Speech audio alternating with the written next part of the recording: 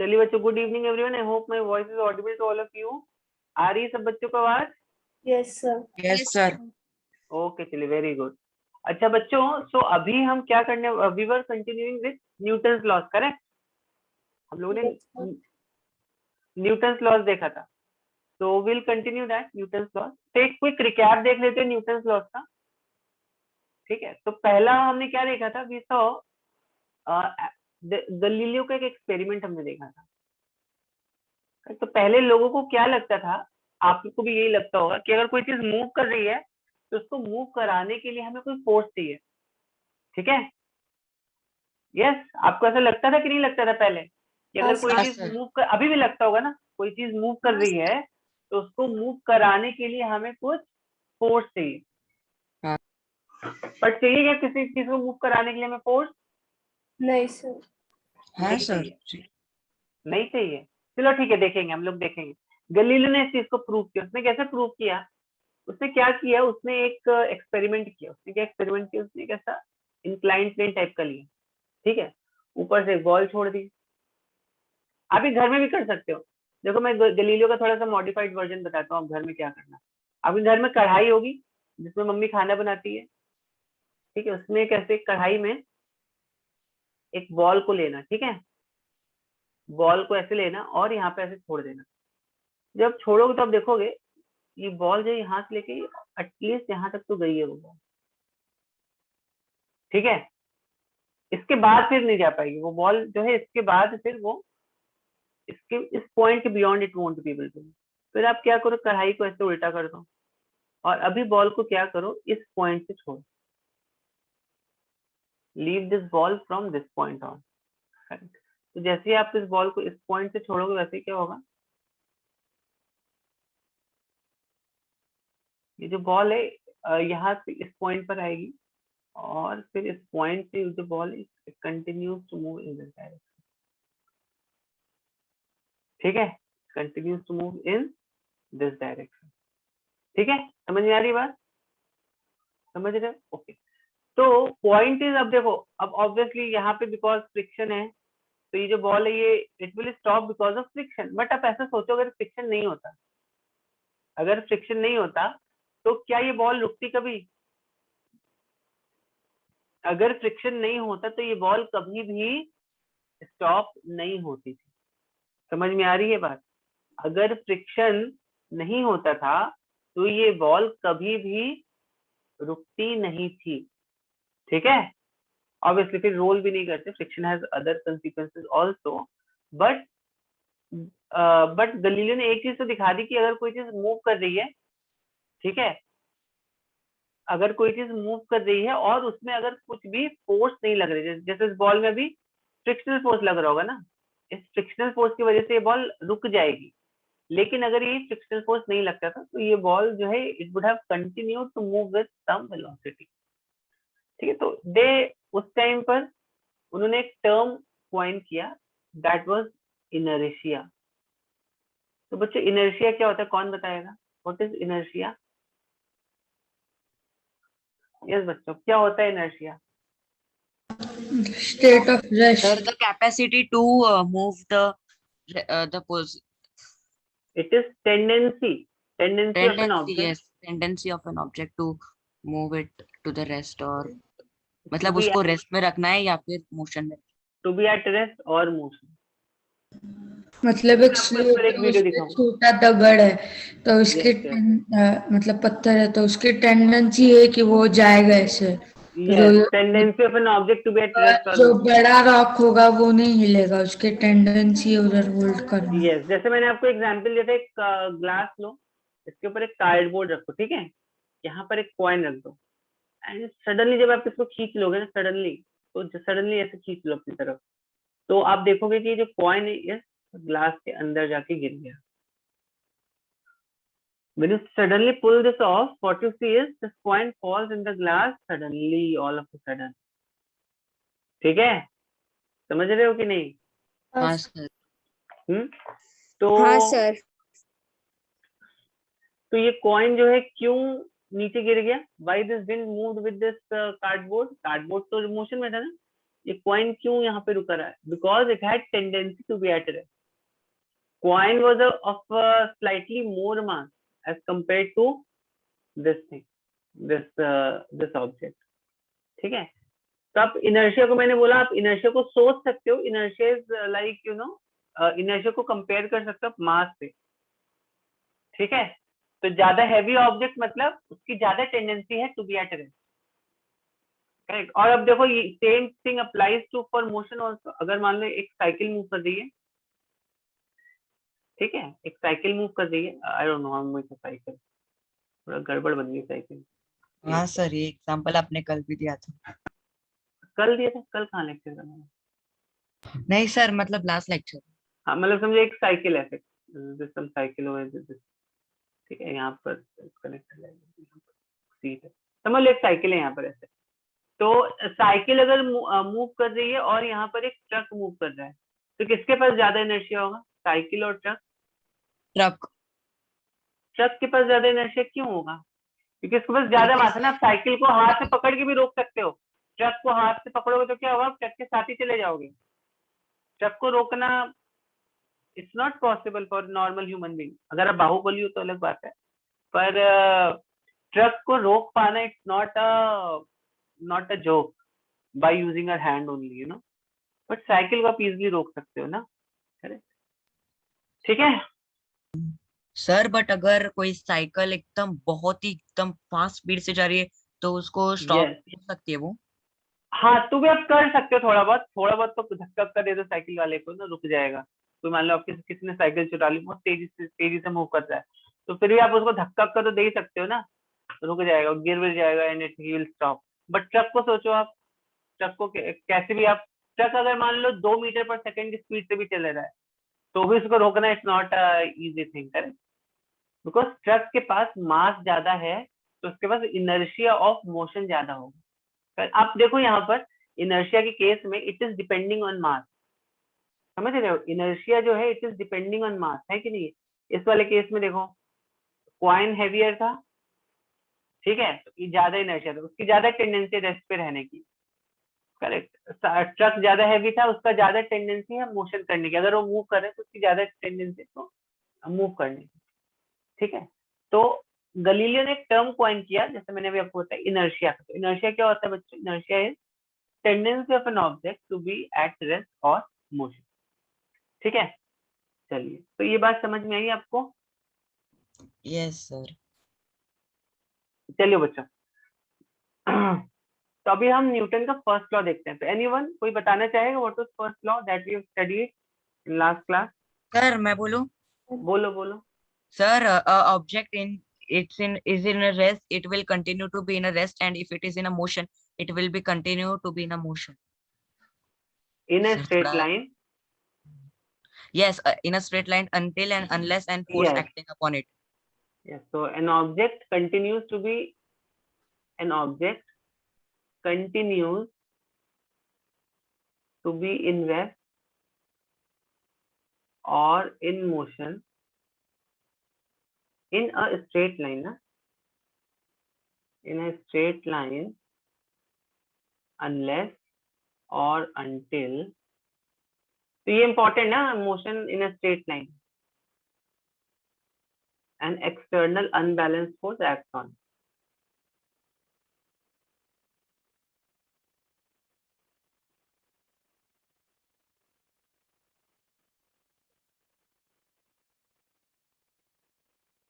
ठीक है. So an object continues to be in rest or in motion in a straight line unless or until an external unbalanced force acts on it. तो इसका मतलब क्या हो गया? इसका मतलब ये हो गया कि अगर कोई ऑब्जेक्ट रेस्ट पर है तो ये रेस्ट पर रहेगा हमेशा के लिए. और अगर कोई ऑब्जेक्ट मूव कर रहा है, ठीक है, देखो अगर कोई ऑब्जेक्ट रेस्ट पर है या कोई ऑब्जेक्ट मूव कर रहा है, तो ये मूव करता रहेगा जब तक इस पर कोई एक्सटर्नल फोर्स नहीं लगे. तो सब टर्म्स इंपॉर्टेंट है. और कैसे मूव करना चाहिए? स्ट्रेट लाइन में मूव करना चाहिए. ठीक है. और हमें मालूम है अगर कोई किसी ऑब्जेक्ट की वेलोसिटी यूनिफॉर्म है, यूनिफॉर्म वेलोसिटी से क्या मतलब है मेरा? यूनिफॉर्म वेलोसिटी से क्या मतलब है मेरा? जैसे for example this is 0, this is 1 metre, this is 2 meter, this is 3 meter and so on. 1 second, 2 second, 3 second. Uniform velocity है कि नहीं है यहाँ पर? हाँ सर, यूनिफॉर्म वेलोसिटी। हर पॉइंट पे वेलोसिटी 1 मीटर पर सेकंड ही रहने वाली। यहाँ पर निकाल लो 1 मीटर पर सेकंड। 2 मीटर 2 सेकंड में 1 मीटर पर कैसे मूव करे? स्ट्रेट लाइन में है कि नहीं है? हर पॉइंट पे वेलोसिटी जो है देखो यहाँ पे 1 मीटर पर सेकंड ही रहने वाली है। ठीक है, correct. So what we can conclude here is यहाँ पर एक्सीलरेशन इज 0। और लास्ट क्लास में इसको हम इस क्लास में भी देख लेंगे। लास्ट क्लास में हमने जो फॉर्मूला देखा था F is equal to mass into acceleration. Acceleration को 0 रखो यहाँ पे तो फोर्स कितना आ जाता है? एक्चुअली में 0 आ जाता है। ठीक है, समझ रहे हो कि नहीं समझ रहे हो बच्चों? हाँ सर। हाँ सर। एक्सेलरेशन 0 होता है जब बैलेंस्ड फोर्स हो, पर इधर तो फोर्सेस Yeah. लग रहे हैं। हाँ। यहाँ पे फोर्सेस नहीं लग रहे हैं। यहाँ पर अगर ये ऑब्जेक्ट अगर मूव कर रहा होगा तो it will continue to move in the same fashion, क्योंकि इसमें कोई नेट एक्सटर्नल फोर्स नहीं लग रहा है। इस पर कोई भी एक्सटर्नल फोर्स 0 कैसे होगा? देखेंगे, इसको हम आगे से देखेंगे, force- आगे देखेंगे, आगे हम देखेंगे इसको, हम और डिटेल में एनालाइज करेंगे। तो हैव सम पेशेंस, ठीक है, क्योंकि यहाँ पे एक्सीलरेशन 0 हो गया ना, तो फोर्स जो होता है मास इनटू एक्सीलरेशन होता है। हमने लास्ट क्लास में प्रूव किया था इसको, इस क्लास में हम देख लेते हैं। चलो इसको, तो बच्चों ये बात समझ में आई सबको? हाँ सर। इसमें कुछ कंफ्यूजन है। यहाँ पर देखो एक और चीज देखो, यहाँ पर जब भी कोई चीज स्ट्रेट लाइन में मूव करती है ना, तो उसका वेलोसिटी का डायरेक्शन चेंज नहीं हो रहा है। उसका वेलोसिटी का डायरेक्शन कांस्टेंट है ना। अगर कोई चीज स्ट्रेट लाइन में मूव कर रही है तो वेलोसिटी का डायरेक्शन तो कांस्टेंट है कि नहीं है? और is the direction of velocity changing? बताओ जल्दी से। Is direction of velocity changing और is direction of velocity constant? Constant है ना? सर तो सर अगर कोई ऑब्जेक्ट स्ट्रेट में है तो उसका मतलब एक्सेलरेशन क्या है? Rate of change of velocity. Yes. तो सर अगर कोई ऑब्जेक्ट स्ट्रेट में है तो उसका एक्सेलरेशन 0 ही रहेगा ना, क्योंकि वो वहाँ पे कुछ चेंज। इवन अगर ये ऑब्जेक्ट अगर ऐसे मूव कर रहा होता तो हम बोल रहे थे इसमें फोर्स लग रहा होता। क्यों लग रहा होता? कौन बताएगा? अगर इसमें कुछ लग रहा है कि नहीं लग रहा? 1 मीटर, 2 मीटर, 3 मीटर। हाँ सर क्योंकि डायरेक्शन चेंज हो रहा है। डायरेक्ट उससे क्या हो गया? उससे क्या हो गया डायरेक्शन चेंज होने से? सर यहाँ पे 1 मीटर पर सेकंड, यहाँ पे भी 1 मीटर पर, वेलोसिटी भी चेंज होगी। यस। यहाँ पे इवन दो स्पीड जो है वो सेम है, speed is nothing but magnitude of velocity. तो यहाँ पर देखो बच्चों, यहाँ पर क्या हो रहा है? Yes, what is happening here? Direction of velocity is changing because यहाँ पे नॉर्मल जब चलेगा तो भी आगे से फोर्स तो आ रहा है ना, एटमॉस्फेरिक प्रेशर। हाँ, तो यहाँ पे फोर्स लग रहा होगा, यहाँ पर फोर्स लग रहा होगा। यहाँ पर फोर्स क्यों लग रहा है? क्योंकि यहाँ पे डायरेक्शन चेंज हो रहा है। तो अगर डायरेक्शन में एक सेकंड लेट मी कंप्लीट, फिर आप बोलने क्या बोल रहे थे। तो अगर मैं यहाँ पर आपको ऐसा बोलता हूँ कि डायरेक्शन किसी ऑब्जेक्ट का चेंज हो रहा है, तो भी आपको समझ जाना चाहिए कि उस पर कुछ ना कुछ फोर्स लग रहा होगा। समझ रहे हो कि नहीं? ये सभी बोलो, क्या बोल रहे थे? कोई तो कुछ बोल रहा था, कोई बच्चा। सर पर जब स्ट्रेट लाइन में चल रहा है तब भी बाकी के फोर्सेस तो एक्ट हो रहे हैं, तो फिर 0 यहाँ पर नेट फोर्स की बात, यहाँ पर नेट फोर्स की बात हो रही है। यहाँ पर जो बात कर रहे हैं, वही पूछ रहा हूँ कि नेट फोर्स 0 कैसे होगा? देखो अगर मैंने आपको बोला कि यहाँ पर 5 न्यूटन का फोर्स लग रहा है और यहाँ पे भी 5 न्यूटन का फोर्स लग रहा है, नेट फोर्स 0 हो गया। हाँ हाँ। अगर मैंने बोला यहाँ पे 2 न्यूटन का फोर्स लग रहा है, यहाँ पे भी 2 न्यूटन का फोर्स लग रहा है, अभी बता इसमें नेट फोर्स कितना लग रहा है? 0। तो यहाँ पे नेट फोर्स की बात हो रही है, फोर्सेस की बात नहीं हो रही है। यहाँ पर मैं ऐसा नहीं बोल रहा इसको कोई फोर्स ही नहीं लग रहा है, मैं यहाँ पे बोल रहा हूँ इस पर नेट फोर्स जो होगा वो 0 होगा। ठीक है, फोर्सेस तो हमेशा हमारे ऊपर लगते ही रहते हैं, हमारे पर ग्रेविटेशनल पर जब 0 होगा तो वो उधर ही रेस्ट करेगा ना, वो चलेगा नहीं। तो वही तो न्यूटन का फर्स्ट लॉ है कि अगर कोई चीज मूव कर रही है और उस पर नेट फोर्स 0 लग रहा है तो वो कंटिन्यू मूव करता रहेगा उसी वेलोसिटी पे इन अ स्ट्रेट लाइन। तो कंडीशन है ना यहाँ पे, स्ट्रेट लाइन होनी चाहिए, उसका डायरेक्शन भी चेंज नहीं होना चाहिए, वेलोसिटी कांस्टेंट रहेगी। ठीक है, all this conditions are there. Force लग रहा ही नहीं है जब मतलब ऑल फोर्सेस जब जीरो ही है तो वो मूव हाँ कैसे करता है? ये तो वही तो बात है। तो आपने उसको पहले कुछ फोर्स लगा के वेलोसिटी दे दी होगी। जैसे अगर मान लो आपको स्पेस में कोई चीज फेंकनी है, ठीक है, तो आप क्या करते हो, अर्थ से उस चीज को लॉन्च करते हो ना, means you giving some force, ठीक है। But the moment it reaches in the space, आप इंजन सब बंद कर देते हो, ठीक है। अभी जैसे अर्थ से हमने वो भेजा ना मार्स ऑर्बिटर, करेक्ट। तो उसमें अगर आपने वीडियो देखा होगा उसका, यूट्यूब में बहुत अच्छा वीडियो है उसका। तो अगर आपने देखा होगा अर्थ से तो आपको फोर्स लगाना पड़ेगा, अर्थ की ग्रेविटेशनल फोर्सेस उस रॉकेट को बाहर निकालने के लिए। But once it reaches in space, जैसे वो स्पेस में चला चला जाता है, तो फिर हम क्या करते हैं, उसका इंजन बंद कर देते हैं, फिर वो अपने आप से चलता रहता है। फिर उसको फ्यूल की जरूरत नहीं होती है। आपको मालूम है ये बात कि नहीं मालूम है? मालूम है कि नहीं सर मालूम है ये जब बात? वो सर जब वो करेक्ट, स्पेसक्राफ्ट और डायरेक्शन चेंज कर रहा होगा तभी वो फ्यूल लगा के यस। उस तभी पर वो एक तभी उस पे फ्यूल लगाते हैं। तो उसके लिए उस पे वो सोलर पैनल बिठा देते हैं, ठीक है। उसका डायरेक्शन चेंज करने के लिए जो भी एनर्जी चाहिए, उसके लिए सोलर पैनल से वो एनर्जी लेके अपना डायरेक्शन चेंज कर लेता है, ठीक है। तो स्पेस में मूव करने के लिए हमें कोई फोर्स नहीं चाहिए अगर हमारे पास कुछ वेलोसिटी है तो जो भी हमारी वेलोसिटी होगी, हम उस वेलोसिटी से मूव करते रहेंगे। आई थिंक आपको कंफ्यूजन इस पॉइंट से हो रहा है कि वो वेलोसिटी कैसे आई उसके पास ना, आपको शायद ये कंफ्यूजन हो रहा होगा।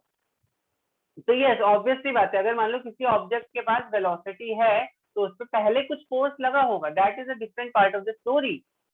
अगर किसी ऑब्जेक्ट के पास कुछ वेलोसिटी है, मान लो किसी ऑब्जेक्ट के पास 10 मीटर पर सेकंड वेलोसिटी है, तो उसके ऊपर पहले कुछ फोर्स लगा होगा उस पर, ठीक है। समझ रहे हो कि नहीं समझ रहे हो? लेकिन the moment it is in a, वो एक ऐसी सिचुएशन में है, एक ऐसे सिनेरियो में है जहां पर नेट फोर्स उस पर जीरो हो रहा है, तो फिर वो जिस भी डायरेक्शन में जा रहा था, तो it will continue to move in that same direction. मतलब अभी उसकी वेलोसिटी जो है वो चेंज नहीं होगी। अभी समझ में आया? हाँ हाँ सर। और नेट फोर्स और फोर्स में क्या डिफरेंस है, समझ में आया चारुल आपको? सर आप फिर से समझाओ ना। नेट फोर्स देखो सिंपल है। नेट फोर्स अभी मैंने बताया ना, देखो नेट फोर्स यहाँ पे कितना होगा, जीरो होगा कि नहीं होगा? 5 जीरो हो गया, 2 न्यूटन ये भी जीरो हो गया, तो नेट फोर्स जीरो हो गया कि नहीं हो गया? और यहाँ पर जो फोर्स होते हैं 5 न्यूटन, 2 न्यूटन, 5 न्यूटन, 2 न्यूटन, ये सब फोर्सेस है मेरे, ठीक है। चलिए सर बताइए जल्दी से, सबको सर समझ तो में फिर आया? वो हाँ, या I am not able to hear you, या चेंज हो रहा है तो फिर वहां पे कितना होगा नेट? कहाँ पे चेंज हो रहा है? Can you repeat? I could not here your question.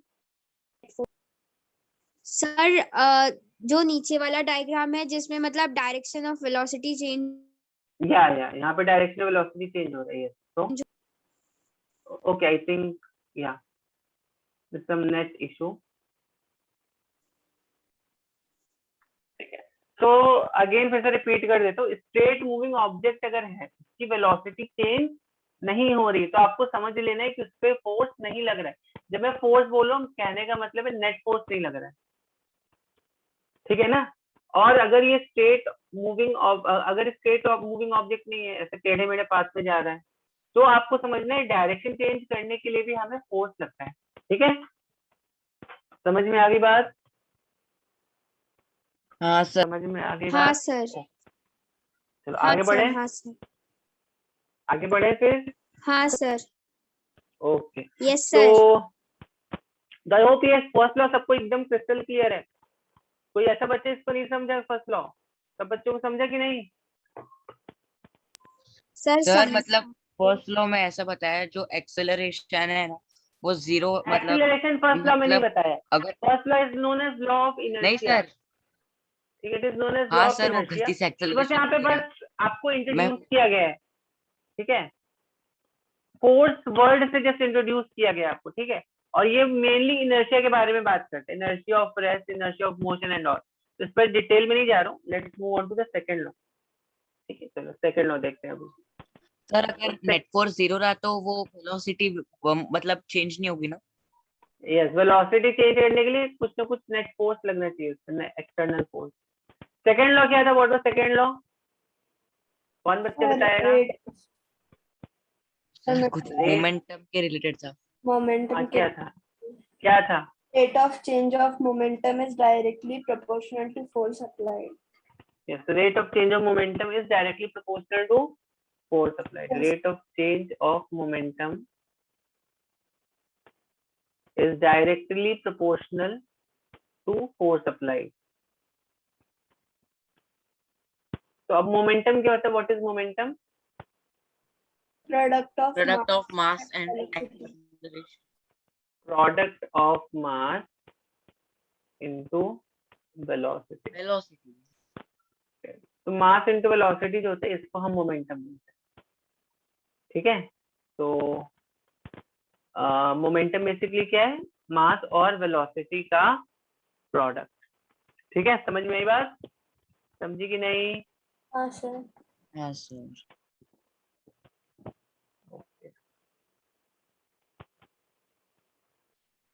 चलो, तो देखो सेकेंड लॉ क्या होता है। तो रेट ऑफ चेंज पहले भी हमने देखा था। Rate of change of displacement क्या था? What was rate of change of displacement? क्या था जी बच्चों rate of change of displacement? Yes, क्या था rate of change of displacement? Yes, कौन बताएगा? कौन बच्चा बताएगा? Rate of change of displacement होता है velocity. Rate of change of distance क्या होता है? देखा था ना हमने काइनेमैटिक्स में। हाँ सर। हाँ sir. Rate of change of velocity क्या होता है? Rate of change of velocity क्या होता है? एक्सेलरेशन। एक्सीलरेशन। हाँ सर, एक्सेलरेशन। करेक्ट। उसी तरह rate of change of momentum क्या होता है? इट इज फोर्स या it is directly proportional to force which eventually force होंगी। ठीक है, तो rate of change of momentum जो होता है दैट इज एक्चुअली डी। तो देखो वेलोसिटी को हम कैसे लिखते थे? डेल्टा, मैंने आपको बताया था ना, delta x by delta T लिख सकते हैं इसको हम। हाँ correct, same for speed also. तो डेल्टा एक्स का मतलब क्या हुआ? Final minus initial, x Yes, final minus x initial upon time. ठीक है, उस तरह एक्सेलरेशन क्या होता है? v final minus v initial upon time. याद आया कि नहीं है? Time taken for the change. उसी तरह अगर मैं मोमेंटम को लिखता हूँ rate of change of momentum, तो rate of change of momentum का मतलब क्या हुआ? Rate of change of momentum अगर हमें निकालना है,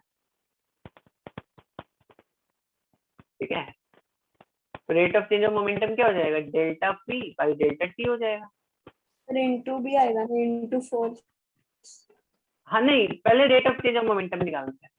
तो rate of change of momentum देखो ये क्या हुआ? डेल्टा पी को क्या लिख सकते हो? Mass into velocity. Mass into, अगर हमने ऐसा अज्यूम कर लिया कि मास कांस्टेंट है, तो mass into final velocity minus mass into initial velocity, क्योंकि कितना हो जाएगा? P final minus P initial. Sir फिर m सर मतलब rate of change of Quantity. Momentum mass into acceleration हो गया, क्योंकि वो m कॉमन निकल जाएगा और v minus u upon yes yes, m common ले लो, v minus u upon t ले लो। तो v minus u upon t क्या था? अपना एक्सीलरेशन। याद है आपको? देखो एक्सीलरेशन यहाँ से देखो, फाइनल हाँ, वेलोसिटी सर। को क्या लिखते थे? Final velocity is v, initial velocity is u, this is t, so v minus u upon t, so this comes out to be an acceleration which is mass into ma, this is m। ठीक है, समझी बात की नहीं समझी? तो this is हाँ sir, समझी। हाँ sir. f is equal to mass into acceleration। समझ में आ गई बात बच्चों आप सबको? समझी सब बच्चों को बात नहीं? Any confusion clear? थोड़ी अनक्लियर है, अनक्लियर है। क्लियर है?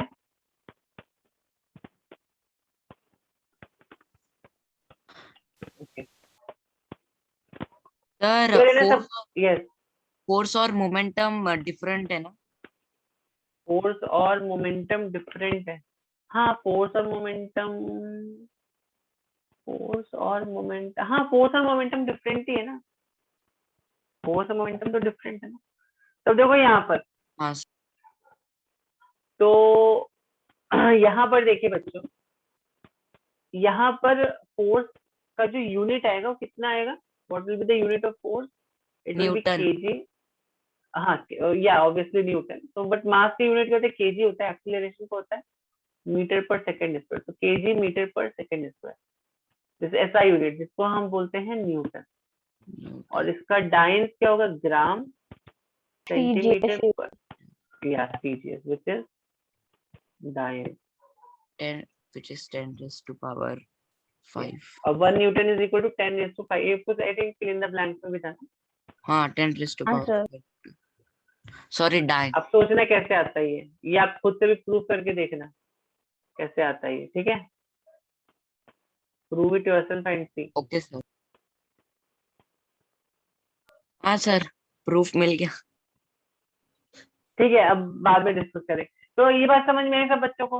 अब देखो, अभी आपको समझ में आया क्यों मैंने बोला था अगर किसी कोई ऑब्जेक्ट है, अगर वो यूनिफॉर्म वेलोसिटी से मूव करे, यूनिफॉर्म वेलोसिटी मतलब वेलोसिटी चेंज नहीं हो रही है उसकी, that means acceleration is zero, तो उस पर नेट फोर्स जीरो होगा।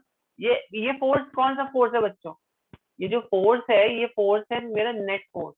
ठीक है, नेट फोर्स का मतलब क्या हुआ? अगर कोई ब्लॉक है, उस पे यहाँ पे 10 न्यूटन का फोर्स लग रहा है, यहाँ पे 4 न्यूटन का फोर्स लग रहा है, तो उस पे एफ नेट जो होगा दैट विल बी 6 न्यूटन। ठीक है? सर बट ये जो आपने जो फॉर्मूला दिया वो हर एक इसमें नहीं लगा सकते ना, अगर मास कांस्टेंट तो ही लगा सकते हैं। यस, ये मास कांस्टेंट कोई लगा सकते हो। मोस्ट ऑफ द केसेस में मास कांस्टेंट ही मिलता है। मोस्ट ऑफ 95% केसेस में मास कांस्टेंट ही रहता है। कुछ ऑब्जेक्ट की बात अलग होती है, रॉकेट अगर मूव कर रहा है तो उसमें फ्यूल निकल रहा है तो उसका मास चेंज हो रहा है, तो वो हम नेक्स्ट ईयर देखेंगे, when we move into 9th standard तब हम देखेंगे। पर आपके लिए you just understand this force is equal to mass. ठीक, सर आगे बढ़े फिर। कांस्टेंट मास, क्या हो गया? कांस्टेंट मास का मीनिंग? कांस्टेंट मास मतलब मास चेंज नहीं होना चाहिए। अभी जैसे रॉकेट जब मूव करता है तो उसमें कितना कितना फ्यूल बाहर निकल रहा होगा ना। 100 किलो का मान लो 1 सेकंड में फ्यूल बाहर निकल गया, तो 100 kilo is a big number, correct? उसको आप नेग्लेक्ट नहीं कर सकते हो। ठीक है, तो उस केस में क्या हो रहा है, हर सेकंड 100 किलो मास कम हो रहा है किसी चीज का, तो फिर then you can't neglect that much amount of thing. या 100 किलो बहुत ज्यादा बोले, मान लो 2 किलो की चीज उससे बाहर निकल रही है, एवरी सेकंड 2 किलो का कुछ गैसेस है वो बाहर निकल रहे हैं। ठीक है, तो एवरी सेकंड उसका मास 2 किलो से कम हो रहा है ना। यस और नो? हाँ सर। हाँ सर। Yes. तो उसको हम बोलते हैं मास इज वेरिएबल। वेरिएबल मतलब जो वेरी करे, कांस्टेंट मतलब जो कभी वेरी ना करे। ठीक है? Okay sir. Hello, sir. Am I yes yes, tell. audible? या Sir, audible. what happened 5 minutes? Because I got कुछ disconnected. नहीं, मैंने बताया ये जो फोर्स होता है, this is force is mass into acceleration which we can prove by this rate of change of momentum. ठीक है, और यहाँ पर ये जो F is equal to M है, this is nothing but F net. ये नेट फोर्स है, करेक्ट? जैसे अगर यहाँ पे 10 न्यूटन का फोर्स लग रहा है, यहाँ पे 4 न्यूटन का, तो इस पे जो नेट फोर्स होगा that will be 10 minus force which is 6 Newton. ठीक। अच्छा, एक और चीज ध्यान दो बच्चों यहाँ पर, और सर वो क्या है, डाइन क्या है? डाइन सीजीएस यूनिट है फोर्स का। This is SI unit of force, this is SI unit, this is CGS unit. ठीक है, ओके। अच्छा, एक और चीज ध्यान देना यहाँ पर, लास्ट क्लास में मैंने बताया था फोर्स जो हम इसको ऐसे लिखते हैं, force is directly proportional to mass into acceleration. ये प्रोपोर्शनैलिटी साइन जब हटता है तो यहाँ पे कांस्टेंट आ जाता है एम, तो ये constant is equal to 1 acceleration. ठीक है, तो हम बोल सकते हैं force is equal to mass into. ठीक है, चलो आगे बढ़े फिर बच्चों। तभी आपको समझा force is equal to mass into acceleration का मतलब। चलिए आगे बढ़ते हैं। इसको भी थोड़ा फील करने की कोशिश करेंगे। Sir Second kg dot meter पर सेकंड स्क्वायर ये एसआई यूनिट है ना? Yes, this is SI unit. और न्यूटन क्या है सर फिर? न्यूटन इसी को ही बोलते, केजी मीटर पर सेकंड स्क्वायर को ही न्यूटन बोल सकते हो आप। ठीक है, आगे बढ़े हैं बच्चों, यहीं पे अटके रहोगे? हाँ सर। आगे बढ़ते हैं चलिए। तो अभी हम, मैं हाँ, बोल सर। रहा था मोमेंटम को थोड़ा सा विजुअलाइज करने का कोशिश करेंगे अभी, ठीक है? चलो, तो पहले तो आपको ये पता रहना चाहिए फोर्सेस हमें कहाँ कहाँ से मिलते हैं। फोर्सेस जो है ना बच्चों, हमें बेसिकली 3 तरह के फोर्सेस होते हैं। कौन कौन से होते हैं? ग्रेविटेशनल फोर्स होता है, एयर फोर्स, नहीं, एक होता है इलेक्ट्रोमैग्नेटिक फोर्स, और कौन सा होता है? Magnetic force. Magnetic force electromagnetic आ गया ये- ना इसमें। आ गया। सर फ्रिक्शनल फोर्स, सर ये न्यूक्लियर, नॉन कांटेक्ट फोर्सेस है ना? हाँ ये सब नॉन कांटेक्ट फोर्सेस। भी फोर्सेस को बोल सकते हो कांटेक्ट, नॉन कांटेक्ट, मतलब कांटेक्ट मतलब which is not touching, this में भी कांटेक्ट आल्सो, दिस में भी नॉन कांटेक्ट आल्सो, ये सब सर तरह से आपको मिल सकता इलेक्ट्रोस्टैटिक भी है। है। यस, वो इसमें ही आ गया इलेक्ट्रोमैग्नेटिक। तो कोई भी फोर्स आप इसको हमेशा इन 3 कैटेगरीज में पुट कर सकते हो। न्यूक्लियर में भी एक होता है आपका वीक, एक होता है आपका स्ट्रॉन्ग। अब देखो कहाँ कहाँ मिलते हैं ग्रेविटेशनल फोर्स, कहाँ मिलते हैं बच्चों आपको? ग्रेविटेशनल फोर्स ग्रेविटी कहाँ मिलता खींचती है? है हमें। अर्थ जो है हर चीज को खींच रही है ना अपनी तरफ। हाँ सर। सन सर इज आपने पुलिंग अर्थ। एक एग्जांपल दिया था ना, मतलब अगर एक स्टोन है, अगर 50 मीटर के हाइट से निकला तो वो उसमें ग्रेविटेशनल फोर्स लगा नीचे गिरते वक्त। इसमें ग्रेविटेशनल फोर्स लग रहा है नीचे गिरता है। तो ग्रेविटेशनल फोर्स क्या हो गया? अर्थ जो है हमारे जो भी ऑब्जेक्ट, सब ऑब्जेक्ट पर कुछ ना कुछ फोर्स लगा रही है और उसको हम बोलते हैं ग्रेविटेशनल फोर्स। ठीक है, ठीक है ना? और ओके सर। हाँ, सर। इलेक्ट्रोमैग्नेटिक फोर्स कौन सा फोर्स हो गया? अब even frictional forces also an electromagnetic force. तो जितने भी और अपार्ट फ्रॉम ग्रेविटी फोर्सेज हम यहाँ पे देखते हैं, टच वाले जो फोर्सेज है वो सब इलेक्ट्रोमैग्नेटिक है। ठीक है, और भी कई सारे एग्जाम्पल्स है, बट इलेक्ट्रोमैग्नेटिक फोर्सेज मतलब क्या हो गया? देखो, दो चार्जेस भी आपस में एक दूसरे पे फोर्स लगाते लगाते ही नहीं लगाते। एक वो सिंपल सा एक्सपेरिमेंट आपने किया भी होगा, एक रूलर लो, अपने हेयर्स पे रब करो, ड्राई हेयर्स पे, ऑयल वाले हेयर पे नहीं, और कुछ बिट्स ऑफ पेपर लो, ठीक है? उसके ऊपर जब आप स्केल रखते हो तो देखते हो बिट ऑफ पेपर जब they get stick to the ruler. देखा है कि नहीं देखा है ये सब बच्चों ने? थर्माकोल के बॉल्स भी अगर आपने थर्माकोल कट कर तो देखो आपके पूरे हाथ में थर्माकोल चिपक जाता है। देखा है थर्माकोल? सर और हाँ सर, सर और इबोनाइट रॉड, ग्लास रॉड को भी होता है। वो सब भी, बट देख, आपने इबोनाइट रॉड कभी देखा है क्या? हाँ कभी आपने सर। इबोनाइट रॉड देखा है क्या? तो जो चीजें देखी हो वो चीजें बताओ। ठीक है, प्लास्टिक, प्लास्टिक को रब करो आप, और उस बिट्स ऑफ पेपर लो, तो bits of paper get stick to that plastic. Magnet देखा होगा, magnet is attracting all that iron things and all, so that is also an electromagnetic force। ठीक है, ठीक। सर। Yes yes yes. हाँ sir. Sir sir अगर उनको किसी मतलब वुलन क्लॉथ पे अगर रब किया और फिर पानी के पास, फिर पानी अट्रैक्ट होता है। या you can see water is kind of ऐसे ऐसे दिखते हैं। हाँ ठीक, सर, तो वो टेढ़ा मेढ़ा। प्लास्टिक का रॉड ले लो, प्लास्टिक का रूलर ले लो, उसको ना आप एक वूल से रब करो, उसको पानी की, एक नल, आपका टैप खोलो किचन में, एकदम ऐसे ऐसे लाइन ऑफ वाटर ऐसे आना चाहिए, उसको जब आप ऐसे पानी के पास लेके जाओगे आप देखोगे it is kind of repelling line. तो ऐसा रिपल्शन क्यों हो रहा है? ये इलेक्ट्रोमैग्नेटिक फोर्स की वजह से हो रहा है। ठीक है, तो मैग्नेटिक और इलेक्ट्रिकल फोर्सेस ये एक सिक्के के दो पहलू हैं, तो इसको हमने एक ही फोर्स में इसीलिए कंबाइन कर दिया, इलेक्ट्रोमैग्नेटिक फोर्स। समझी बात? मैग्नेटिक फोर्सेस जो है वो क्या है? वो एक ही सिक्के के दो पहलू हैं। ठीक है, electrical force and magnetic force, मतलब जो चार्जेस में जो फोर्स लग रहा है, ठीक है, वही फोर्स जो है आपका मैग्नेट में भी वो उसी टाइप का ही कुछ फोर्स लग रहा है। वो क्या है अभी आप क्या नहीं समझ पाओगे, अगर मैं यहाँ पे नोट्स ले लेता हूँ इसको भी, तो they are going to repel each other ना। ठीक, जैसा अभी देखो दूध है और दही है, तो दूध और दही काइंड ऑफ एक ही चीज है ना।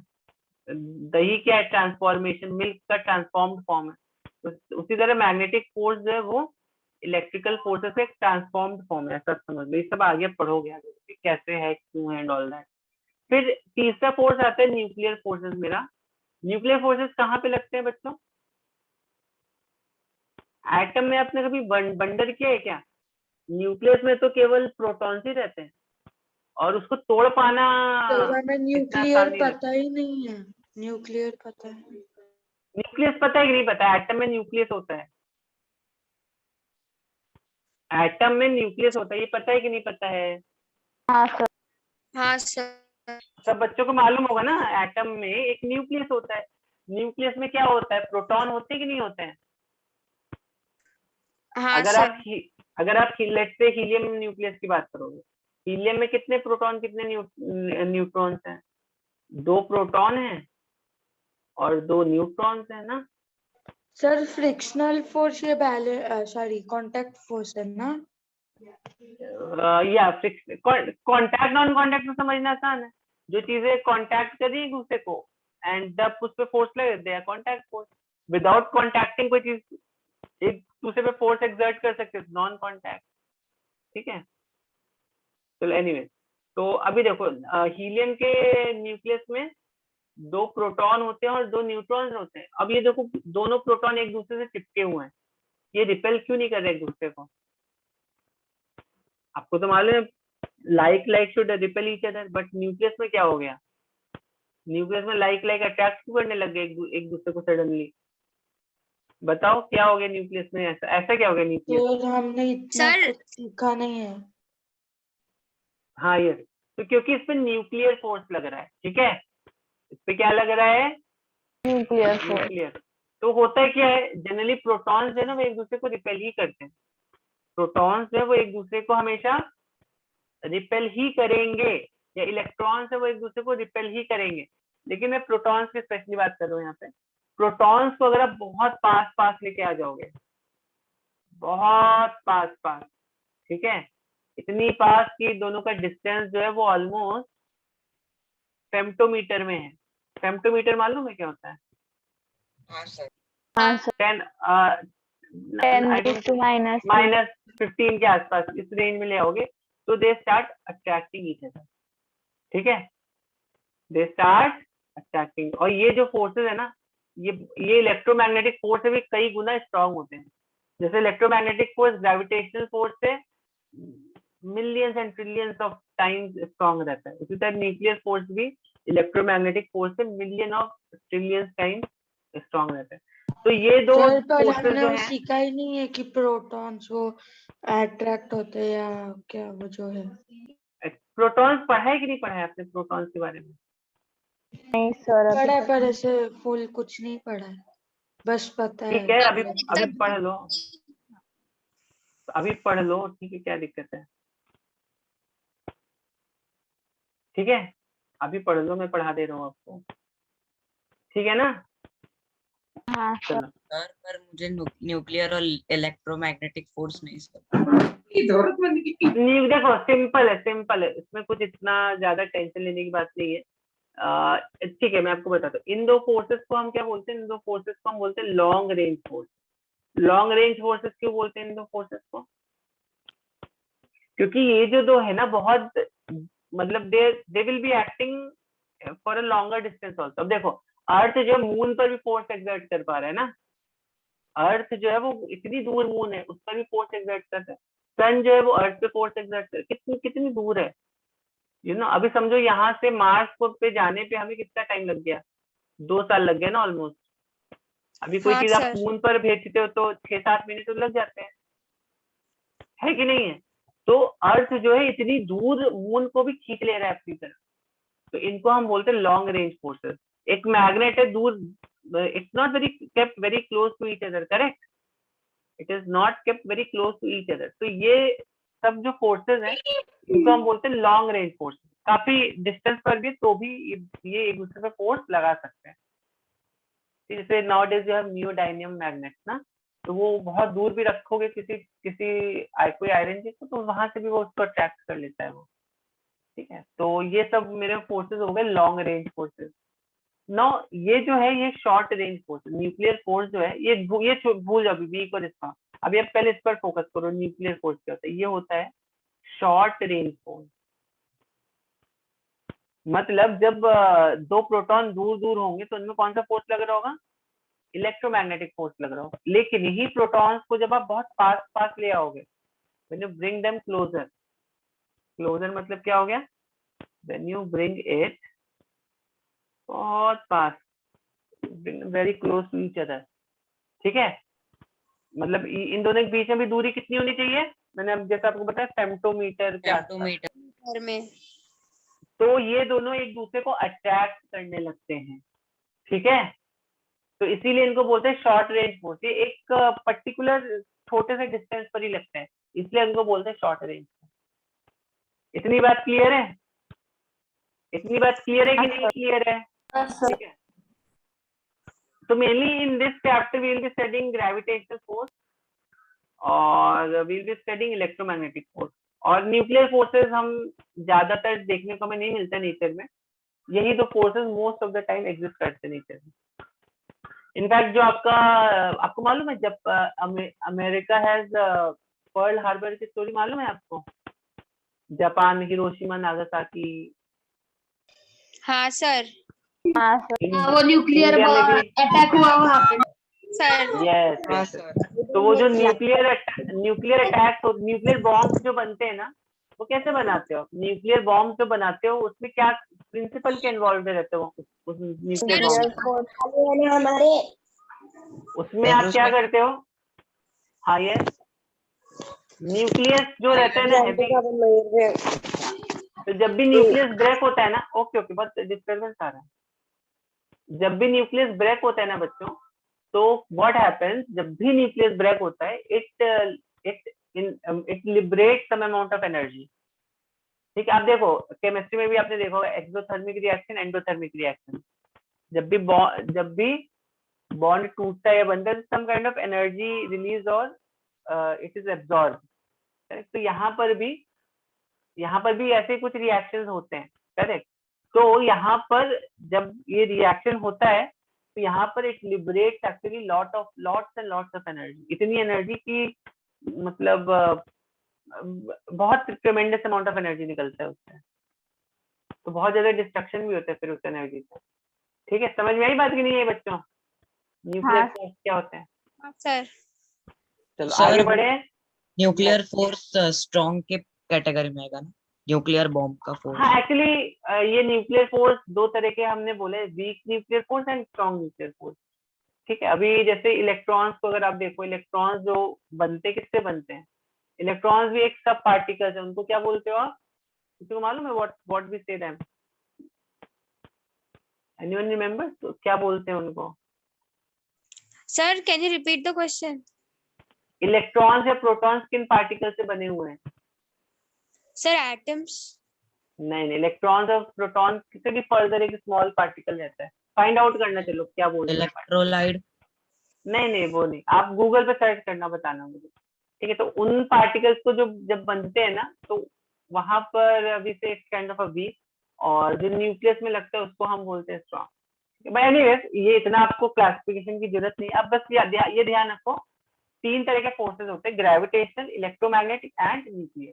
ग्रेविटेशनल कहाँ पे लग रहा है, ग्रेविटेशनल फोर्स कहाँ पे लग रहा है? Sir long range. Sir long range. ये लॉन्ग रेंज किसके बीच में लग रहा है, अर्थ मून, अर्थ और किसी और दो ऑब्जेक्ट के बीच में, करेक्ट। तो ये जो ग्रेविटेशनल फोर्स है ये दो मासेस के बीच में लग रहा है। इलेक्ट्रोमैग्नेटिक फोर्स किसके बीच में लग रहा है, दो चार्जेस के बीच में लग रहा है, या मैग्नेट के बीच में लग रहा है, मैग्नेट आयरन, दो मैग्नेट के बीच में। न्यूक्लियर फोर्स किसके बीच में लग रहा है, न्यूक्लियस और इलेक्ट्रॉन। यस सर प्रोटॉन्स और इलेक्ट्रॉन्स के बीच में। यस सर न्यूट्रॉन्स के बीच में लगेगा, या न्यूट्रॉन के बीच में भी लगता है न्यूक्लियर फोर्स। ठीक है, ये न्यूक्लियर फोर्स है, न्यूट्रॉन के बीच में भी लगता है, तभी तो न्यूट्रॉन्स को भी पकड़े हुए हैं ना वो जोर से, ठीक है, चलो आगे बढ़ते हैं फिर। तो अभी तो ये बात आपको समझ में आ गई। ओके, तो चलो एक न्यूटन सेकेंड लॉ के एग्जांपल देखते हैं। किसने पूछा question Newton second law? Who is asked? Sir Asmi. Asmi, okay. अभी आप ही लोग मुझे बताओ, अभी आप बता लोगे आप बच्चे मुझे। अभी समझो इसका मास मैंने बोल दिया 2 kg है, ठीक है। यहाँ पे 10 न्यूटन का फोर्स है, यहाँ पे 4 न्यूटन का फोर्स है। तो इसका एक्सीलरेशन कितना होगा, कौन बताएगा? कितना होगा इसका एक्सीलरेशन? सर चैट में भेजना है। हाँ चैट में भेजो चलो। इसका एक्सीलरेशन कितना होगा? तो बहुत ही सिंपल है बच्चों, यहाँ पे नेट फोर्स कितना लगेगा? What will be net force over here? Unit क्या असतं? मीटर पर सेकंड ना? हाँ तो यहाँ पे जो नेट मला पण फोर्स, त्याच्यातच कर। हाँ नेट फोर्स कितना होगा? 10 माइनस 4 तर 6 न्यूटन है। सर 6 और नेट फोर्स किसके बराबर होता है? Net force is actually equal to mass into acceleration. Net force is mass into acceleration. Mass कितना दिया? 2 kg दिया। माझा चुकलंय। न्यूटन को आप kg, फोर्स है ना। Okay okay. सर किसका माइक अनम्यूट हो गया है? सर मैंने ही मार्क अनम्यूट किया था सर। मैं पूछ रहा हूँ मास इनटू एक्सेलरेशन तो फोर्स होगा ना। हाँ तो ये मास इनटू एक्सीलरेशन जो होते हैं नेट फोर्स होता है, वही तो मैं आपको इतनी देर से बोल रहा था। ये जो मास इनटू एक्सीलरेशन है, दिस इज नेट फोर्स, ठीक है। इसका जो भी एक्सीलरेशन होगा, इसका मान लो एक्सीलरेशन इस डायरेक्शन में है, तो मास इनटू एक्सीलरेशन कर दोगे तो आपको क्या मिल जाएगा? नेट फोर्स मिल जाएगा, ओके ठीक है। तो 6 kg मीटर पर सेकंड, मास कितना है? 2 kg, एक्सीलरेशन कितना है? सम ए, तो 2 kg से kg गया 6 2 3, तो acceleration comes out to be 3। समझी बात कि नहीं समझी? हाँ अगर मैं सर। बोलता ये ब्लॉक है, ठीक है, और इसका एक्सीलरेशन का डायरेक्शन ये है, मतलब ये ऐसा ऊपर की तरफ से स्ट्रेट लाइन आ रहा लाइक दिस, ओके या। तो मान लो अभी मेरे पास एक्सीलरेशन का डायरेक्शन होता ये 1 मीटर पर सेकंड स्क्वायर, इसका मास होता 3 kg, तो हमें फोर्स कितना लग रहा होता? मास into acceleration, which would have been 3 kg, sir 3 Newton, ठीक है। 3 न्यूटन भी बोल सकते। सर 3 3 न्यूटन बोल सकते हो, ठीक है। समझ में आई बात कि नहीं आई? हाँ सर।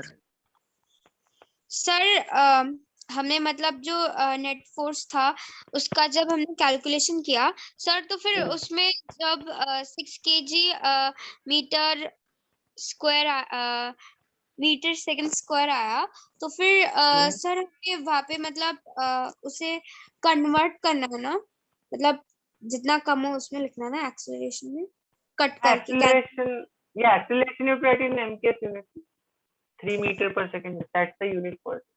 तब देखो जो 3 न्यूटन है इसका मतलब क्या हुआ? हो सकता है यहाँ पे 2 न्यूटन का फोर्स ऐसे लग रहा हो, 1 न्यूटन का फोर्स ऐसे लग रहा हो ना, या फिर हो सकता है यहाँ पे 4 न्यूटन का फोर्स ऐसे लग रहा हो, 1 न्यूटन का फोर्स ऐसे लग रहा हो, ऐसे कुछ भी कॉम्बिनेशन हो सकते हैं। समझ में आ रही बात? तो 3 न्यूटन हमें क्या बता रहे? नेट फोर्स जो होगा वो 3 न्यूटन का होगा। अब फोर्सेस कैसे कैसे लग रहे हैं वो आपको सिचुएशन देख के पता चलेगा, ओके ठीक है। सर। Okay sir.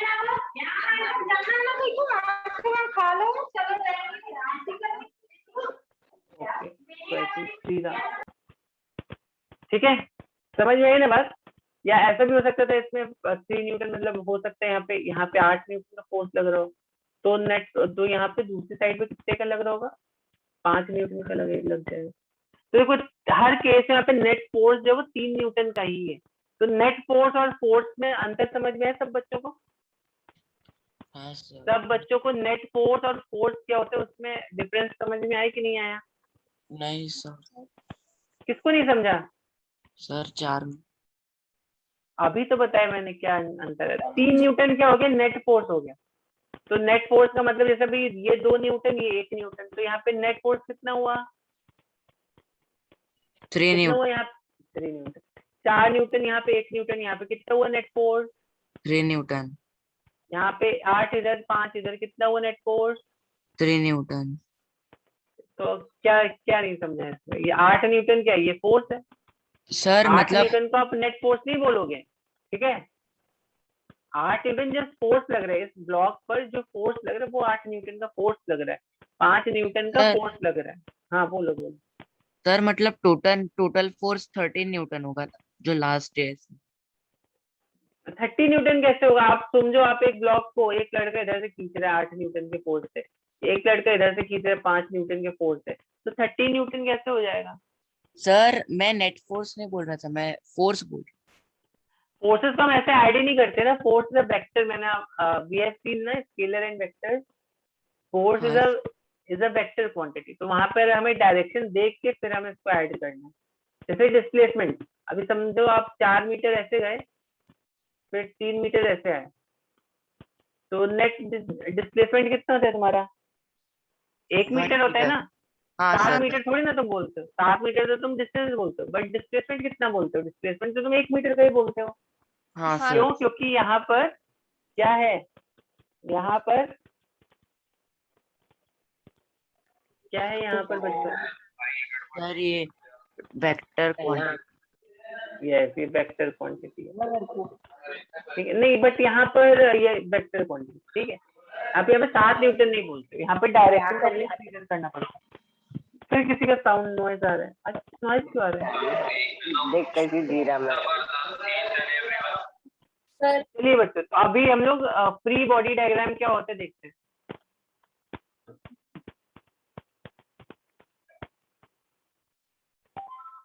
चलो, तो अब आप ऐसा समझो, अभी तो पहले तो आप समझ लो कितने तरह के फोर्सेस आपको देखने हैं यहाँ पे। मेनली यहाँ पर आपको 4 तरह के फोर्सेस देखने हैं, करेक्ट? तो पहला कौन सा फोर्स है? Gravitational pull of earth. तो अर्थ पर अभी हम लोग अगर बैठे, तो अर्थ हम लोग को खींच रहा है अपनी तरफ कि नहीं खींच रहा है? हाँ सर। अर्थ हम सब लोगों को अपनी तरफ खींच रहा है कि नहीं खींच रहा है ना? तो that is known as basically gravitational pull. Second is what? Sir अगर यस कोई यस जंप करता है ना, तो अगर वो ऊपर जंप करता है तो ग्रेविटी उसको नीचे खींच। Yes yes, correct. तो ये ग्रेविटेशनल पुल हो गया। तो ग्रेविटेशनल पुल को जनरली हम लोग जैसे अगर सपोज ये ब्लॉक है, तो इसमें ग्रेविटेशनल पुल कितना लग रहा होगा? ये लग रहा होगा इस पे mg का, ठीक है? इस ब्लॉक पे ग्रेविटेशनल पुल कितने का लग रहा होगा बच्चों? mg का लग रहा होगा। इतनी बात क्लियर है कि नहीं? सर सर एमजी मतलब मीटर। मीटर नहीं, mg, m इज मास और g तो आपको पता ही है, acceleration due to gravity. Yes, अभी पूछो क्या डाउट है? यस, तो फोर्स है द मास इनटू एक्सीलरेशन ना। देखो, mass into acceleration due to gravity, इसको मल्टीप्लाई कर दो एक दूसरे को, तो mg कौन सा फोर्स है? अर्थ लगा रहा है हमारे ऊपर, ठीक है? समझ में आई बात की नहीं आई सब बच्चों को? तो सर हाँ सर। नेट फोर्स है ना? क्या फोर्स है ये? Net force. अभी अभी नहीं, अभी ये नेट फोर्स, ये जस्ट फोर्स है। मैंने बोला कि नेट फोर्स है, मैंने बोला फोर्स कौन कौन से लगेंगे इस पर, वो हम देखते हैं, ठीक है? ये सर mg जो है वो फोर्स है बस, ठीक? चलो नहीं आगे सर, बढ़ो। मतलब मैंने इसलिए कोरिलेट किया कि मतलब नेट फोर्स मतलब मास इनटू एक्सीलरेशन, तो वो नहीं नहीं, ये जस्ट फोर्स है। ये हम देखो, हम क्या बोलते हैं, एक ऑब्जेक्ट है, उस पर कौन कौन से फोर्सेस लग रहे हैं और उसका नेट फोर्स क्या होगा, हम ऐसे हम इस फोर्सेस को देखते हैं। एक ऑब्जेक्ट का नेट फोर्स क्या होगा और एक ऑब्जेक्ट जो है उस पर कौन कौन से फोर्सेस लग रहे हैं, ठीक है? समझी बात कि नहीं समझी? हाँ सर। चलो, तो अब ओके, तो ग्रेविटेशनल पुल हमने देखा। फिर दूसरा फोर्स है बच्चों नॉर्मल रिएक्शन। नॉर्मल रिएक्शन क्या होता है? तो जब भी एक कोई ऑब्जेक्ट किसी दूसरे ऑब्जेक्ट को टच करता है, तो उसको हम क्या बोलते हैं? नॉर्मल रिएक्शन, ठीक है? समझ में आई बात? हाँ तो अभी देखो यहाँ पर ये ब्लॉक इस फ्लोर को टच कर रहा है, ये ब्लॉक sir. जो है फ्लोर को टच कर रहा है कि नहीं कर रहा है हाँ सर कर ना? रहे हैं। तो ये ब्लॉक इस फ्लोर को टच कर रहा है ना, block is touching this floor.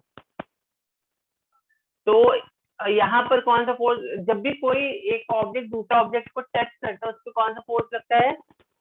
Frictional force. नहीं, टचिंग की बात सर कर रहे हैं, contact normal force, reaction, contact force. Contact force, contact. इसको आप नॉर्मल रिएक्शन भी बोल सकते हो, ठीक है। तब ये फ्लोर जो होगा इस ब्लॉक पर एक फोर्स लगा रहा होगा जिसको आप बोलते हो नॉर्मल रिएक्शन, ठीक है। समझ में आई बात की नहीं आई? हाँ सर हाँ सर आई सर। यस, तो नॉर्मल रिएक्शन किस पे, इस ब्लॉक पे को फ्लोर जो लगा रहा होगा that will be basically normal reaction.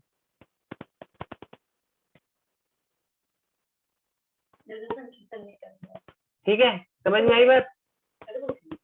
हाँ सर। इसका ठीक, तो अब मुझे बताओ जरा यहाँ पर कैसे होगा नॉर्मल रिएक्शन। अभी मुझे, अगर मैं आपको ऐसा सीन दूं, एक मान लो इंक्लाइंड प्लेन ऐसा रखा है और ये ब्लॉक इसके ऊपर ऐसा रखा है, यहाँ पे बताओ नॉर्मल रिएक्शन कैसे लग रहा होगा? वो ब्लॉक डाउनवर्ड्स। कैसा, ऐसा? चलो मैं आपको ऑप्शन नहीं देता सर, हूँ, नहीं सर, ऐसा नहीं।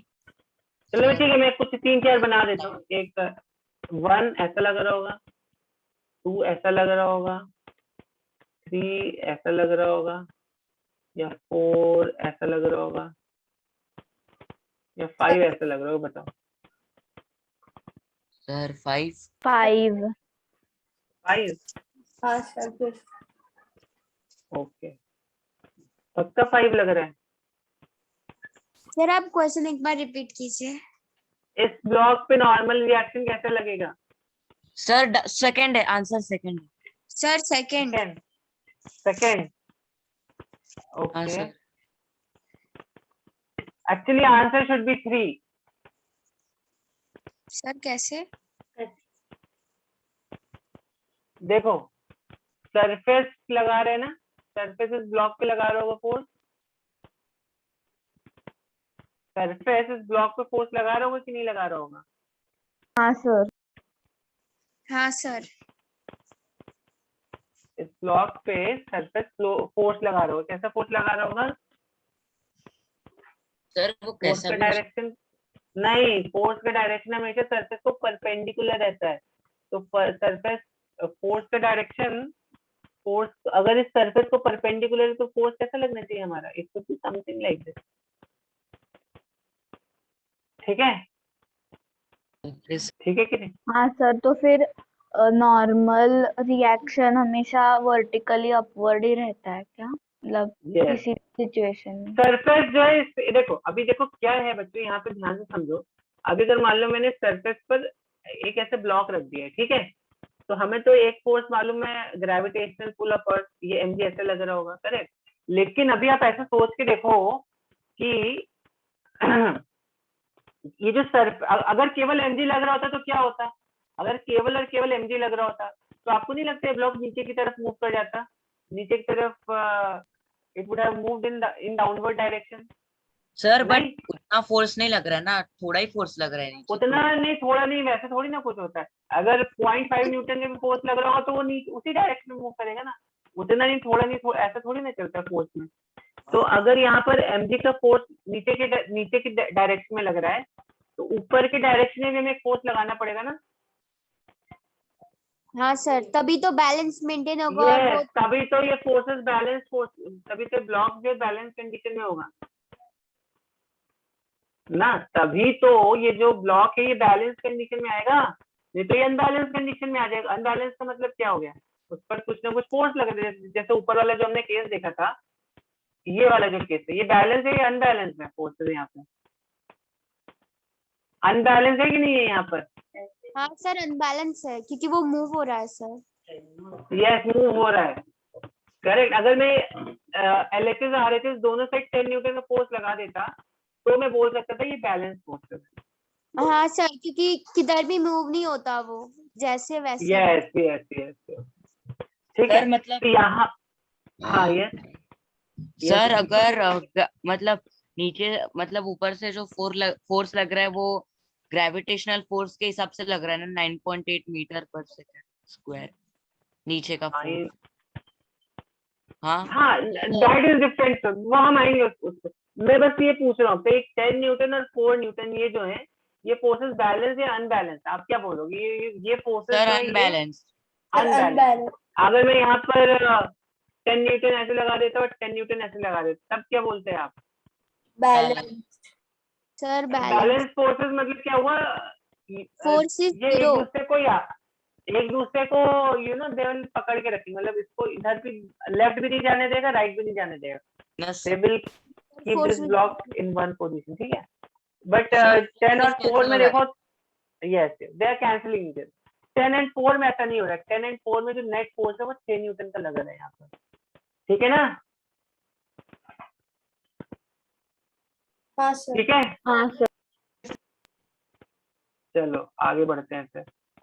Okay sir.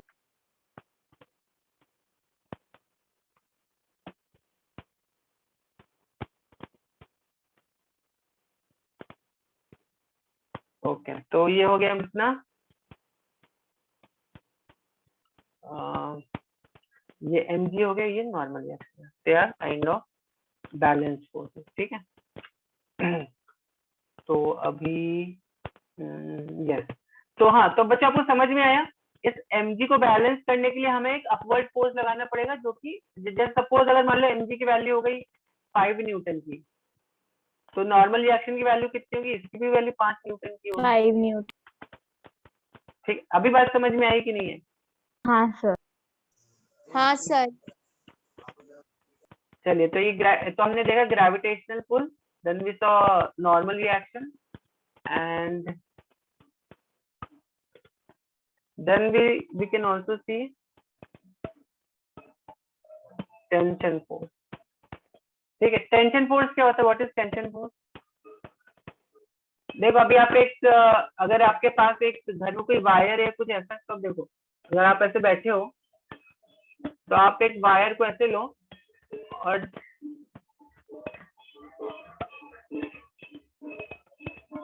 इस वायर को ऐसे खींचो, वायर को ऐसे यहाँ इस पॉइंट से ऐसे फोर्स लगा,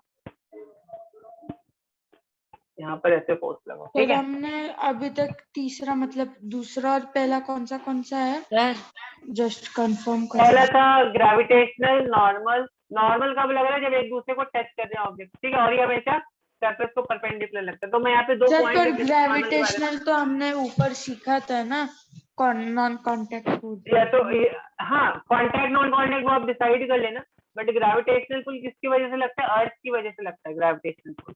नॉर्मल रिएक्शन किसकी वजह से लगता है? नॉर्मल रिएक्शन किसकी वजह से लगता है?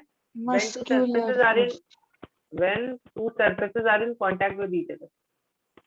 सर कांटेक्ट फोर्स की वजह से ना। Yeah, are in contact with each other. Sir आप नॉर्मल रिएक्शन का वो फिगर्स एक्सप्लेन और कर सकते हैं हाँ, क्या? एक सेकंड एक कर दूं। और दूसरे का it is always perpendicular to the surface, ठीक है। तो ये 2 पॉइंट्स आपको याद रखते हैं। या क्या कौन सा फिगर याद समझा? यहाँ पे बताया ना मैंने, देखो अर्थ इसको खींच रहे अपनी तरफ विद फोर्स mg। इस फोर्स को बैलेंस करने के लिए हमें क्या चाहिए? एक फोर्स चाहिए ना, नॉर्मल रिएक्शन का फोर्स, ठीक है। इस mg को बैलेंस करने के लिए जो सरफेस है वो क्या करेगा? एक दूसरा 5 न्यूटन का फोर्स लगा देगा। It will be then in balance state. Balance in unbalance force भी पता है मैंने, ठीक है। ठीक है, तो बच्चे ध्यान रखो नॉर्मल रिएक्शन में अभी भी अगर आपको कुछ डाउट हो रहा है तो हमेशा ध्यान रखो नॉर्मल रिएक्शन कब और कैसे लगते हैं। नॉर्मल रिएक्शन बच्चों परपेंडिकुलर परपेंडिकुलर लगता है, और जब कोई भी 2 सरफेसेस एक दूसरे को टच करते हैं तब लगता है, ठीक और है। ऊपर जैसे अभी हाँ यस क्या ऊपर की तरफ। हाँ, ऊपर की तरफ लगेगा, बट 2 सरफेसेस एक दूसरे को टच करने चाहिए, पॉइंट इज। अब देखो कभी कभी ऐसा भी हो सकता है, अभी समझो या अभी समझो एक एक ऐसा ये है, ठीक है, एक ये यहाँ पर एक ही पॉइंट है केवल, ठीक। और अब ये चलो इसको हम ऐसा दो ऐसा ले लेते हैं। तो क्या यहाँ पे नॉर्मल रिएक्शन लग रहा होगा? यहाँ पे नॉर्मल रिएक्शन लग रहा होगा कि नहीं लग रहा होगा? यहाँ पे भी लग रहा है। हाँ, लग रहा है, लग रहा यहाँ पर देखो ये mg का फोर्स ऐसे लग रहा है, और जिस पॉइंट पे टच कर रहा होगा ना उस पॉइंट पर नॉर्मल बना, normal is always perpendicular to the surface. तो यहाँ पे मान लो हम बोल देते हैं n1, यहाँ पर हम बोल देते हैं n2, और क्योंकि ये ब्लॉक जो है ये रूलर मान लो एक स्केल आपने इस पे ऐसे रखा है, तो ये स्केल रेस्ट पर अगर है तो हम क्या बोलेंगे, n1 प्लस n2 जो है वो mg के बराबर, ठीक है, बोल सकते हैं ना, n1 प्लस n2 जो है वो mg के बराबर है।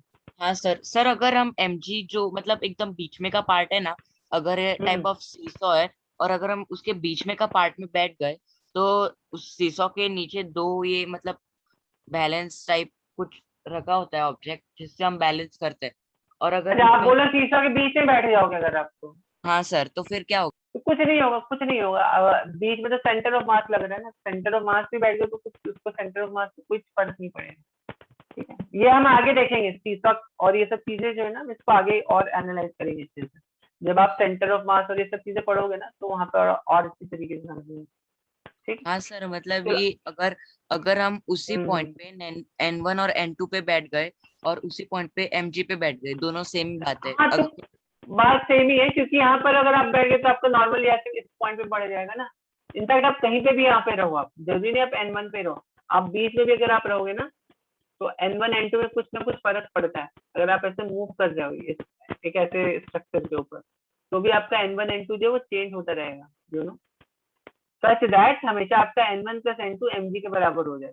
क्योंकि Okay, जहाँ कहीं अगर मान लो अगर mg बड़ा हो गया और n1 n2 छोटे होगा तो ये ब्रिज जो है वो नीचे की तरफ गिर जाएगा, दिस ब्रिज विल ब्रेक, ठीक है। चलिए अभी टेंशन फोर्स देखते हैं। तो अभी मैंने आपको क्या बोला, सबके पास कोई ना कोई वायर होगा और उस वायर को ऐसे पकड़ के सर आप जरा ऊपर स्क्रॉल करोगे? यस यस करा। Yes sir. तो बच्चे भी यहाँ पर ध्यान से देखो, ये मेरे पास एक वायर है, this is a wire with, correct. If I pull this wire, मैं कैसे इसको पुल कर रहा हूँ, देख रहे हो आप कैसे मैं पुल कर रहा हूँ इस वायर को, देख रहे हैं बच्चे मैं कैसे इस वायर को पुल कर रहा हूँ। हाँ सर। आप भी ऐसे किसी वायर को पुल कर सकते हो, ठीक है। तो अब देखो जब मैं इसको ऐसे पुल कर रहा हूँ, जब मैं इसको पुल ऐसे कर रहा हूँ, now now this is the way I am pulling this wire, मैंने डायग्राम में भी वैसे ही बनाया था उसको पुल करके, ठीक है। Now let's come back to our diagram.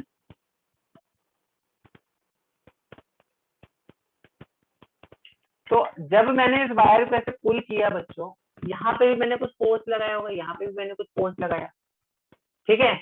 तो इस स्ट्रिंग, ये जो स्ट्रिंग है बच्चों, यहाँ पर ये जो स्ट्रिंग है, स्ट्रिंग तो मूव नहीं कर रही है ना।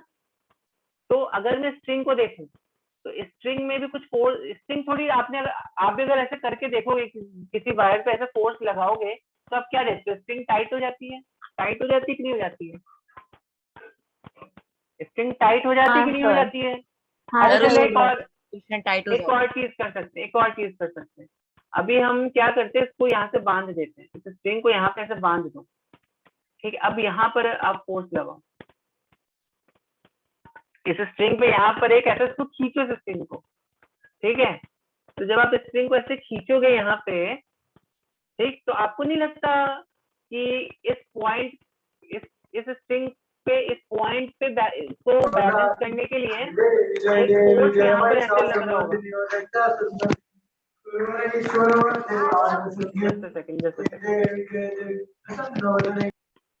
या बताओ बच्चों, इस पॉइंट को बैलेंस करने के लिए एक फोर्स यहाँ पे लग रहा होगा। या अगर आपको ऐसा समझ में नहीं आ रहा है तो अब चलो हम लोग ऐसा सोचते हैं कि हमने क्या किया कि स्ट्रिंग से एक ऑब्जेक्ट को ऐसे टाई कर दिया, ठीक है। स्ट्रिंग से एक मास को मैंने ऐसे टाई कर दिया। अब इस मास पे क्या लग रहा होगा, एक mg का फोर्स लग रहा होगा, इस मास पे mg का फोर्स लग रहा होगा। हाँ तो ये जो मास है ये नीचे की तरफ नहीं जा रहा है, ये मास अपनी जगह पर है। आप ऐसा कर सकते हो ना, एक कोई चीज को लटका दो एक स्ट्रिंग से बांध करके दीवार से, तो व्हाट विल हैपन, mg का फोर्स तो नीचे लग रहा है, ठीक है, ये चलो आपने कुछ बांध दिया, I will make it little in an interesting way. आपने अभी एक ऐसे करके किसी चीज को ऐसे लटका दिया, ठीक है, ठीक। अब बताओ mg का फोर्स तो ये हो गया, लेकिन अभी अभी ये जो स्ट्रिंग है इस नाथ को ऊपर की तरफ खींच रही होगी कि नहीं खींच रही होगी? मैं इसका डायरेक्शन ऐसे नहीं लेता हूँ, आप कंफ्यूज हो जाओगे। हम लोग इसको सिंपल तरीके से लिखते हैं, ये तो कंपोनेंट्स एंड ऑल वो लेने में थोड़ा कंफ्यूज हो जाओगे। तो अभी पहले ऐसे समझो, हमने एक ब्लॉक लिया, उसको एक ऐसे दीवार से लटका दिया, ठीक है। तो बच्चों यहाँ पे ये तो mg का फोर्स हो गया, और ये जो स्ट्रिंग है इस ब्लॉक को ऊपर की तरफ खींच रही होगी ना, ये जो स्ट्रिंग है इस ब्लॉक को ऊपर की तरफ खींच रही होगी, which will be known as tension force. तो हमेशा याद रखो स्ट्रिंग फोर्स, टेंशन फोर्स किसमें लगता है?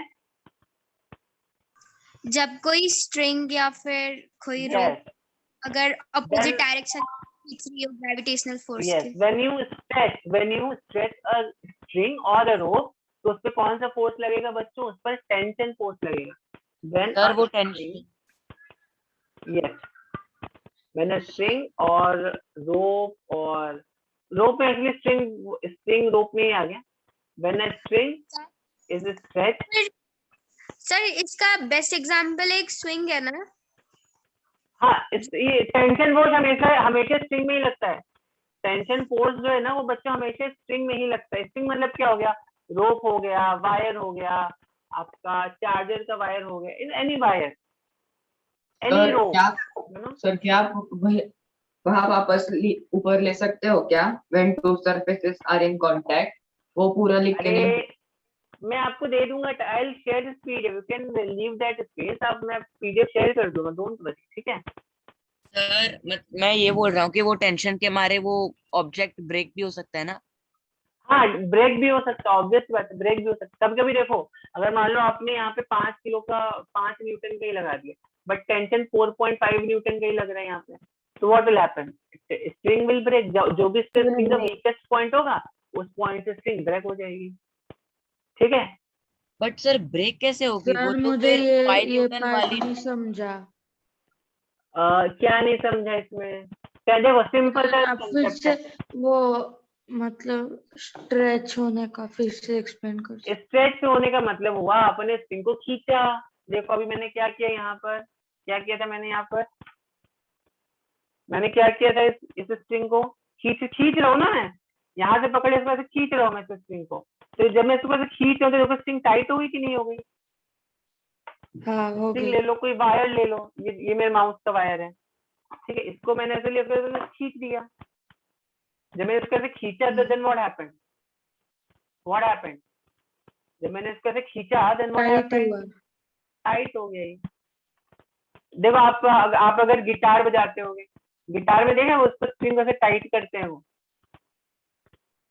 हाँ गिटार में सर देखा है मतलब आपने? आप या तो जब भी आप स्ट्रिंग ऐसे खींचते हो, स्ट्रेच मतलब ये आपने स्ट्रिंग ऐसे खींच दिया है, ठीक है। तो स्ट्रिंग में कौन सा फोर्स लगेगा? टेंशन फोर्स लगेगा। अभी ये स्ट्रिंग कैसी है? अभी ये स्ट्रिंग जो लूज स्ट्रिंग है ना, अभी इसको कोई टेंशन लग रहा है क्या? नहीं लग रहा है। पर अगर मैं खींच दूं इसको तो अब लग रहा है टेंशन। नहीं, आपने उधर 4.5 न्यूटन और 5 न्यूटन वो क्या वो है? मैंने आपको ये बोला, कभी अब हमेशा तो स्ट्रिंग का भी एक लिमिट होगा ना टेंशन फोर्स देने का। String always have a limit to give tension force, है कि नहीं है? हाँ होगा। हाँ सर। करेक्ट, हर चीज का एक लिमिट होता है ना। तो हो सकता है आपका जो ब्लॉक है वो 5 न्यूटन का है, बट स्ट्रिंग बहुत पतली सी है, वो केवल 4.5 न्यूटन का ही फोर्स दे सकती है। Then what will happen? String will break. जिस पॉइंट पे वो मतलब जो सबसे वीकेस्ट पॉइंट होगा स्ट्रिंग का, उस पॉइंट को टूट जाएगी स्ट्रिंग। समझ में आई बात की नहीं आई? सर मतलब वो 5 न्यूटन और 5 न्यूटन ब्रिक को खींचा और उधर से वायर को खींचा तो ब्रिक निकल जाएगा उससे।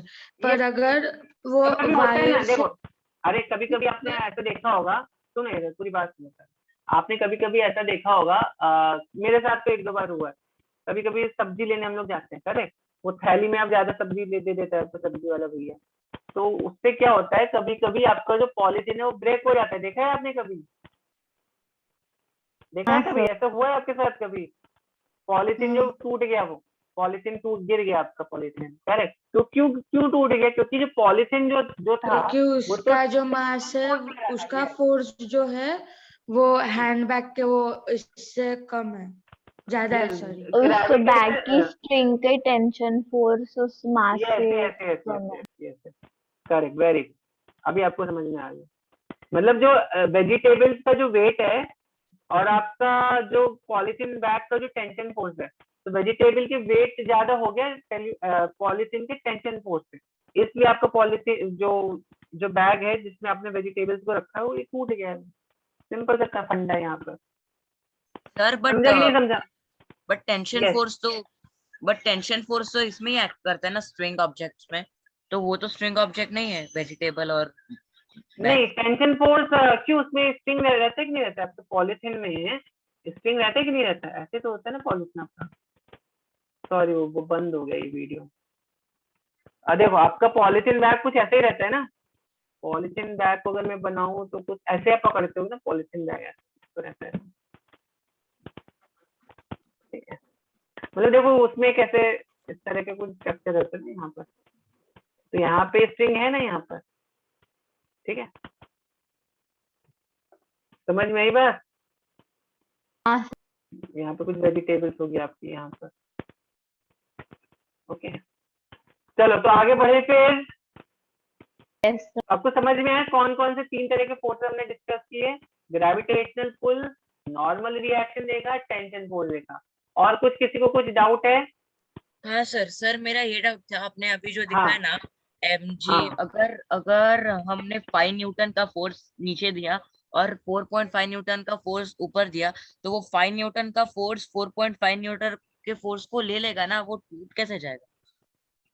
टूट ऐसे जाएगा कि भैया अभी ये 4.5 न्यूटन का फोर्स यहाँ पर हो गया है, कि तो जैसे ही the moment it will become 4.5 newton, वैसे ही at that very instant your this tension, your spring will break at some point, जो भी इसका वीकेस्ट पॉइंट होगा। और ये जो ब्लॉक है अभी, इस ब्लॉक पे केवल और केवल जैसे ही ये स्प्रिंग टूटेगी, वैसे इस ब्लॉक पे केवल और केवल अभी mg का फोर्स लग रहा है, अभी टेंशन फोर्स नहीं लगेगा, क्योंकि स्प्रिंग लूज हो गई ना अब।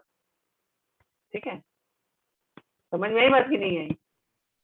स्टार्टिंग में एक्चुअली 5 न्यूटन तो हो सकता है, स्टार्टिंग में 4.9 न्यूटन हो, लाइक दैट 4.99 न्यूटन हो, तो it will gradually first break and then इस पर क्या होगा, इस पर बस और बस केवल ग्रेविटेशनल पुल लगेगा, फिर टेंशन नहीं लगेगा। ठीक है, चलो Okay, आगे सर, बढ़े अभी बच्चों। सर बट yes, वो बोलो। टग ऑफ वार में हम अगर एग्जांपल ले, तो टग ऑफ वार में हाँ। हम तो खींचते हैं ना, तो वो तो हाँ। फिर टूटता नहीं है, वो तो दूसरे साइड में जाता है force. I'm coming to that. I'll come to tug of war also. Then we'll see Newton's third law, then we'll come to that. चलो, then gravitational pull, normal reaction, tension force and force वाला हम देख सकते हैं frictional force. Frictional force तो सब बच्चों को मालूम होगा, मालूम है कि नहीं मालूम है? हाँ सर। हाँ, क्यों लगता है frictional force? When two object rub each other ना। That opposes the motion. Contact force है ना। हाँ, contact force. Frictional force is a contact force when two object rub with each other. और क्या क्या होता है फ्रिक्शनल फोर्स में, बता सकते हो क्या क्या पता है आपको फ्रिक्शनल फोर्स के बारे में? सर मुझे एक तो पॉइंट नहीं पता है। क्या क्या? Sir, sometimes heat is generated. Heat is generated, okay. और क्या मालूम है? ऑब्जेक्ट विल स्टॉप जब भी फ्रिक्शनल फोर्स और ऑल्सो मूविंग ऑब्जेक्ट स्टॉप होते, मतलब मूविंग में होता है लेकिन ऑब्जेक्ट स्टॉप होते हैं।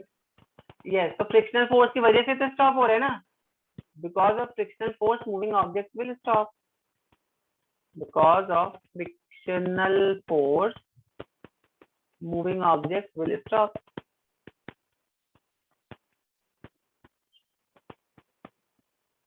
ठीक है कि नहीं है? हाँ सर। ठीक है ना? हाँ सर। चलो, तो चलो देखते हैं कैसे लगता है फ्रिक्शनल फोर्स। और अच्छा, एक और प्रॉपर्टी, ये मैं आपको एक्सप्लेन करूंगा। It is a self adjusting force. इस स्टेटमेंट का मतलब क्या हुआ ये भी मैं आपको बता दूंगा। It is a self adjusting force, ठीक है। तो ये क्या होता है मैं बताता हूँ। चलो, कभी सपोज एक ब्लॉक, एक ऑब्जेक्ट है, ठीक है, इसको आपने पुश कर दिया फ्लोर पर, ठीक है। अगर मान लो आपने इसको 10 मीटर पर सेकेंड की वेलोसिटी से पुश किया, तो क्या होता है आफ्टर सम टाइम, ये ब्लॉक यहाँ से मूव किया and it stops at this point, ठीक है। ये जो ब्लॉक है, दिया ना, क्या एक ही बार उसको फोर्स दिया ना, क्या बार बार फोर्स देंगे तो वो स्टॉप नहीं होगा?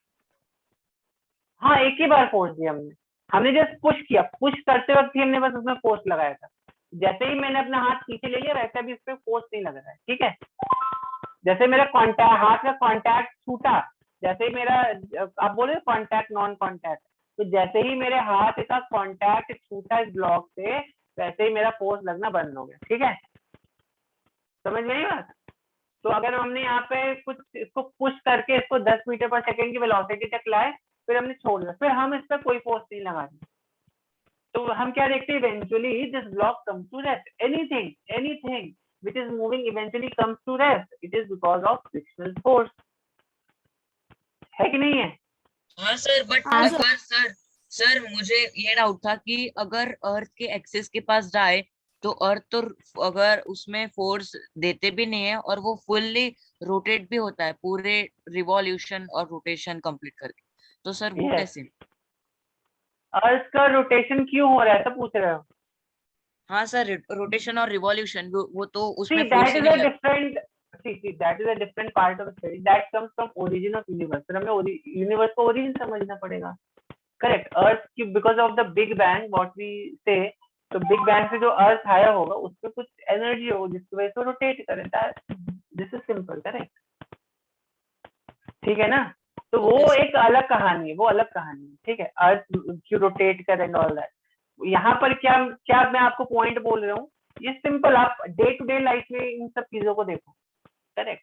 तो डे टू डे लाइफ में अगर आप किसी भी चीज को पुश करते हो तो क्या होता है, वो रुक जाते हैं ना इवेंचुअली। आप साइकिल चला रहे हो, इवेंचुअली स्टॉप पेडलिंग, आप पेडल मारना बंद कर दो, क्या होगा, आपकी साइकिल रुक जाएगी कि नहीं रुक जाएगी? तो क्यों रुक रही है आपकी साइकिल?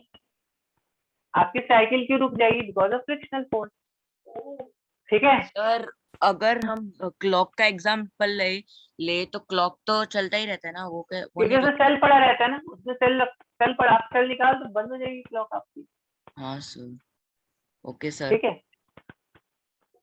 चलिए, तो अब हम इसको समझते हैं सेल्फ एडजस्टिंग फोर्स कैसे। अब देखो, अगर मान लो एक ट्रक है आपके घर के पास, किसी ने एक ट्रक लगा दिया, ठीक, आपको लगा, आपको बहुत गुस्सा आ गई,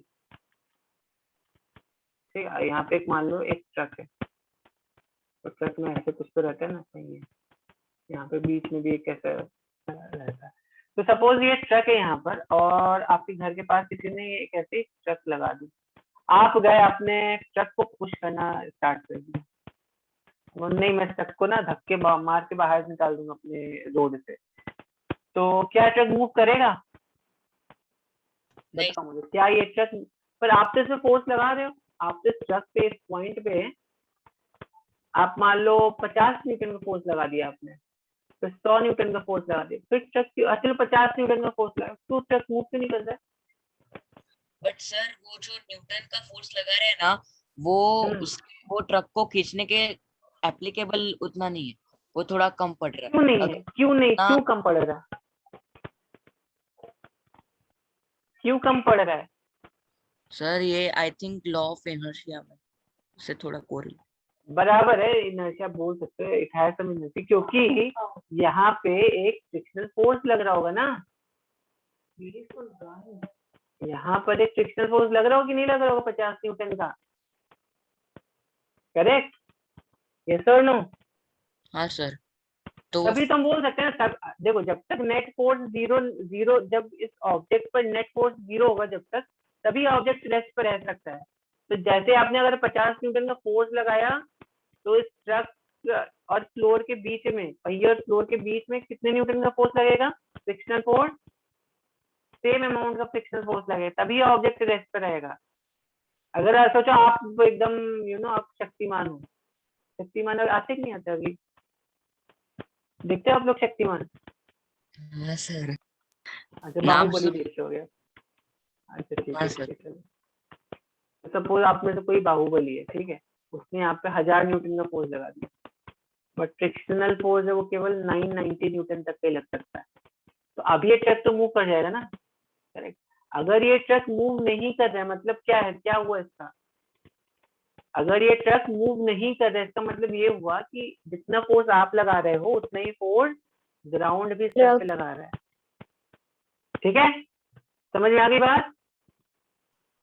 ओके, और देखो अभी how come it is self adjusting force. अभी सपोज अगर आपने यहाँ पर 50 की जगह 55 का लगा दिया, 55 न्यूटन का फोर्स, तब ये फ्रिक्शनल फोर्स कितना लगने लगेगा? 50 ही लगेगा क्या? 55 का लगेगा। ठीक है, तो अगर आपने यहाँ पे 60 न्यूटन का बढ़ा दिया फोर्स, तो फ्रिक्शनल फोर्स कितना हो जाएगा? 60 न्यूटन। 60 न्यूटन। करेक्ट। तो फ्रिक्शन करके आपका एक अलग से ही चैप्टर है, उसमें हम इस फ्रिक्शनल फोर्स को और डिटेल में पढ़ेंगे। ठीक, ओके सर। तो ये समझ में आया ना, why it is a self adjusting force and हाँ, how sir. It is stopping the object. ठीक है, तो ये ध्यान रखो, फ्रिक्शनल फोर्स हमेशा इस वेलोसिटी के ऑपोजिट डायरेक्शन में लग रहा है। ठीक है, फ्रिक्शनल फोर्स यहाँ पे लग रहा होगा व्हेन इट इज मूविंग। चलो आगे बढ़ते हैं न्यूटन थर्ड लॉ की तरफ। ठीक है बच्चों,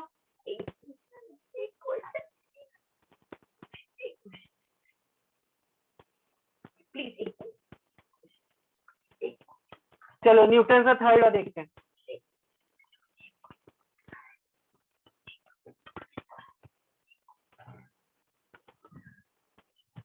न्यूटन थर्ड लॉ देखते हैं, तो बताओ क्या होता है Newton third law?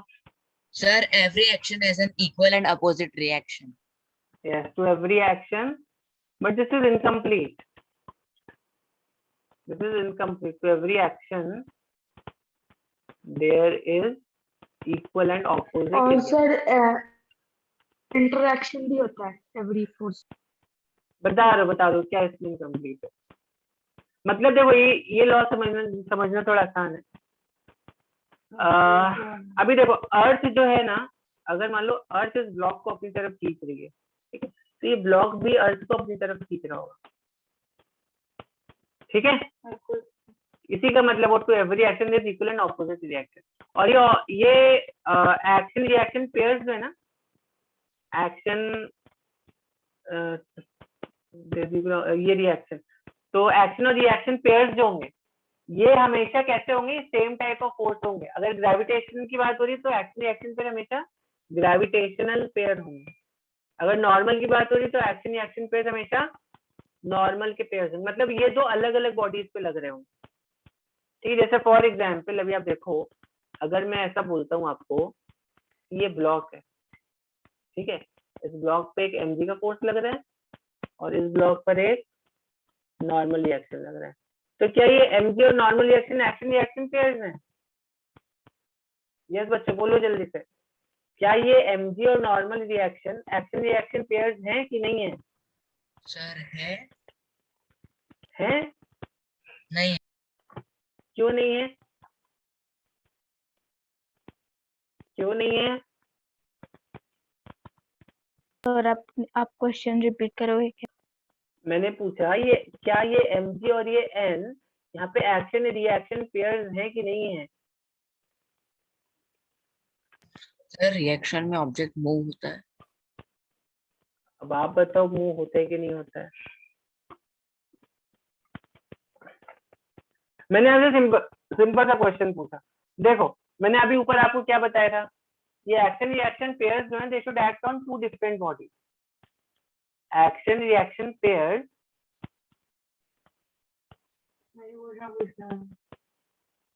should act on two different bodies। ठीक है, समझ में आई बात? तो अभी देखो क्या ये दो फोर्सेस टू डिफरेंट बॉडीज पे लग रहे हैं? क्या ये दो फोर्सेस टू डिफरेंट बॉडीज पे लग रहे हैं कि सेम बॉडी पे लग रहे हैं? सेम बॉडी पे। सेम बॉडी पे लग रहे हैं। तो क्या ये दो एक्शन रिएक्शन पेयर्स हो सकते हैं? नहीं हो सकते हैं। ठीक है, तो अभी अगर मैं एक्शन रिएक्शन पेयर की बात करूं, अगर मैं mg की बात करता हूँ, तो इसको mg को कौन खींच रहा है? अर्थ खींच है ना इसको, तो ये ब्लॉक भी अर्थ को खींच रहा होगा अपनी तरफ से mg फोर्स से। सर आप थोड़ा ऊपर स्क्रॉल कीजिए ना। ऊपर क्या है अभी? ये लिखना है, लिख लेना बाद में, भी टाइम थोड़ा कम है अपने पास, ठीक है। पहले समझ लो, बाद में I give you time for writing, end of class I give you time for writing. तो अब समझो ये mg वाला फोर्स है, अर्थ इसको खींच रहा है mg से, और ये ब्लॉक भी mg से अर्थ को खींच रहा होगा। तो ये हो गया एक्शन रिएक्शन पेयर, ठीक है। अच्छा अभी समझो, अभी नॉर्मल रिएक्शन की बात करते हैं। तो अब देखो ये वाला जो फ्लोर इसको ऐसे नॉर्मल रिएक्शन दे रही है, ये ब्लॉक भी फ्लोर को नॉर्मल रिएक्शन दे रहा होगा। समझ रही है बात कि नहीं समझ रही बच्चों? अगर ये ब्लॉक की बात करते हैं अगेन, यहाँ पे एक देखो mg का फोर्स लग रहा होगा इस ब्लॉक पे, तो अर्थ का यहाँ पे ये, तो ये हो गए बेसिकली मेरे action reaction pairs. But tension की अगर मैं बात करूं तो ये टेंशन फोर्स लग रहा है इस पर, ये टेंशन फोर्स और ये टेंशन। देखो ये ब्लॉक ना इसको ऊपर, ये स्ट्रिंग इस ब्लॉक को ऊपर की तरफ खींच रहा है, लेकिन ये ब्लॉक भी स्ट्रिंग को नीचे की तरफ खींच रहा है। तो ये जो फोर्स हो गया, ये कौन सा फोर्स हो गया? टेंशन फोर्स हो गया। तो यहाँ पर एक्शन रिएक्शन पेयर्स कौन से? ये देखो, ये mg और ये mg, ये नॉर्मल, ये नॉर्मल, ठीक है। ये mg, ये एक्शन रिएक्शन पेयर, करेक्ट। ये टेंशन, ये टेंशन, ये tension, these are action reaction. They should act on two different bodies. Criteria is this. ये दो, या आप ऐसा समझ लो, ये दोनों सेम टाइप के फोर्स होने चाहिए। अगर mg ग्रेविटेशनल फोर्स है, नॉर्मल रिएक्शन कौन सा फोर्स है? Normal reaction actually it's an electromagnetic force. अब कैसे बाद में समझाऊंगा, ठीक है, but it's a kind of electromagnetic force. तो ये mg का फोर्स जो ग्रेविटेशनल फोर्स है, तो आपका ये जो सेम टाइप ऑफ फोर्स होना चाहिए यहाँ पर, ठीक है ना। समझ में आ रही है बात कि नहीं आ रही है? या आप ऐसा समझो, एक्शन रिएक्शन पेयर्स हमेशा दो डिफरेंट बॉडीज पर लगते हैं। समझ में आ गई बात सब बच्चों को? थर्ड लॉ न्यूटन का। सर फिर से समझाएंगे क्या? आपका थोड़ा सा बीच बीच में कट हो रहा था। हाँ, तो मैंने बोला to every action there is equal and opposite reaction, correct. ये न्यूटन का थर्ड लॉ सबको मालूम होगा, बट ये जो दो एक्शन रिएक्शन पेयर्स हैं, they should act on two different bodies. Sir आपका आवाज नहीं आ रहा है बराबर। सर पर जब इक्वल एंड अपोजिट रिएक्शन होगा तो वो मूवी नहीं, क्या? जब इक्वल एंड अपोजिट रिएक्शन होगा तो वो मूवी नहीं होगा ना। अभी हम बोले दो, ये दो फोर्सेस अलग अलग बॉडीज पर लग रहे हैं ना, तो जब भी हम फोर्स पे एनालाइज करते हैं, हम एक किसी बॉडी पे एनालाइज करते हैं, दोनों बॉडीज पर थोड़ी ना हम देखते हैं। देखो फिर से समझो क्या बोल रहे न्यूटन का थर्ड लॉ। अभी आप लोग बोल रहे सर बहुत इजी है, समझ में आ जाएगा। अभी देखो, to every action there is equal and opposite reaction, ठीक है। मतलब क्या हुआ? अगर मान लो यहाँ पर अर्थ इस ब्लॉक को mg फोर्स से खींच रही है, तो ये ब्लॉक भी अर्थ को mg फोर्स से खींच रहा होगा, ठीक है। अगर ये फ्लोर इस ब्लॉक को नॉर्मल रिएक्शन दे रही है, तो ये ब्लॉक भी फ्लोर को नॉर्मल रिएक्शन दे रहा होगा। सर ठीक पर फिर नहीं, सुन लो पहले, मगर सुन लो, एक सेकंड सुन लो पहले मेरी पूरी बात, फिर आप पूछ लेना। फिर अभी देखो यहाँ पर ये ब्लॉक है, ठीक है। तो अगर यहाँ पे टेंशन फोर्स की हम बात करें, तो यहाँ पर अगर इस ब्लॉक अगर ये क्या बोलते हैं, ये आपका जो ब्लॉक है, स्ट्रिंग इसको ऊपर की तरफ खींच रही होगी, तो ब्लॉक भी स्ट्रिंग को नीचे की तरफ खींच रहा होगा। To every action there is equal and opposite reaction, पहला पॉइंट हो गया, ये समझ में आया सबको। और ये जो एक्शन रिएक्शन पेयर है कैसे लग रहे हैं? दो अलग अलग बॉडीज पर लग रहे हैं। ये दो पॉइंट सब बच्चों को समझ में आ गए हैं क्या? सर पर जब इक्वल एंड अपोजिट रिएक्शन होगा तो मूव कैसे होगा? क्योंकि इस साइड से भी रिएक्शन, उस साइड से भी उतना ही इक्वल रिएक्शन है ना, तो फिर वो मूव कैसे होगा? हाँ, तो मूव करने के लिए अभी सपोज आपको इसको मूव कराना है, तुम अगर सपोज, ठीक है, तो ये आपका ग्राउंड है, ठीक, ये तुम्हारा ग्राउंड है मान लो, और ये तुम्हारा ब्लॉक है, करेक्ट। तो अभी समझो यहाँ पर अर्थ इसको खींच रहा है mg के फोर्स से, और ये ब्लॉक अर्थ को खींच रहा है mg के फोर्स से, ठीक है। अब अगर यहाँ पर अगर आपकी फ्लोर है तो फ्लोर आपको नॉर्मल रिएक्शन देगी, बट सपोज अगर फ्लोर नहीं है तब क्या होगा, तब ये ब्लॉक मूव करेगा ना। अगर मान लो फ्लोर है तो आप क्या देख रहे हो कि भाई अगर मान लो यहाँ पे मैं फ्लोर बना देता हूँ, मैं क्या करता हूँ यहाँ पे चलो एक फ्लोर बना देता हूँ, तो आप क्या बोलोगे सर इस पे फिर नॉर्मल रिएक्शन भी लगेगा।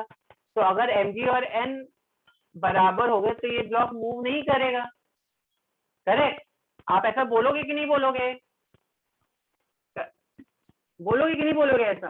बट हाँ, सपोज अगर मैं आपको ऐसा बोलता हूँ कि ये फ्लोर मैंने हटा दी बच्चों, अब क्या हो गया, अब इसको कोई इस mg को बैलेंस करने के लिए कोई अपवर्ड फोर्स लग रहा है क्या? नहीं सर, तो वो नहीं नीचे तब ये नीचे आ जाएगा। तो जब भी अगर हमें देखना है कि ऑब्जेक्ट मतलब ऑब्जेक्ट मूव करेगा कि नहीं करेगा, तो हम उस ऑब्जेक्ट पर देख लेंगे कौन कौन से फोर्सेस लग रहे हैं। ठीक है। अब ये मत बोलने लगा सर अर्थ क्यों नहीं मूव कर रहा है, क्योंकि अर्थ बहुत ही बड़ा है, अर्थ का मास बहुत बड़ा है। ठीक है, आपको ऐसा लग सकता है ना सर अर्थ क्यों नहीं मूव कर रहा है, अर्थ को भी तो मूव करना चाहिए था। तो अर्थ का मास इतना बड़ा है, इतना बड़ा है कि अगर आप उसका एक्सीलरेशन निकालते हो, करेक्ट, और फिर उसके बाद आप उसका निकालोगे कितना डिस्टेंस मूव किया, it comes out to be एक इलेक्ट्रॉन के डिस्टेंस के बराबर अर्थ का मोशन होता है। तो इतना डिस्टेंस आप मेजर कर सकते हो क्या? सोचो अर्थ कितना बड़ा है और आपको मेजर करना है अर्थ ने एक इलेक्ट्रॉन के डायमीटर के बराबर का डिस्टेंस मूव किया, या एक चलो एक एटम के बराबर का डिस्टेंस मूव किया। तो this is practically impossible to measure this much small measurement. ठीक है, तो इसलिए हम अज्यूम करते हैं अर्थ बहुत ही हैवी मास है, इसलिए अर्थ हमेशा रेस्ट पर।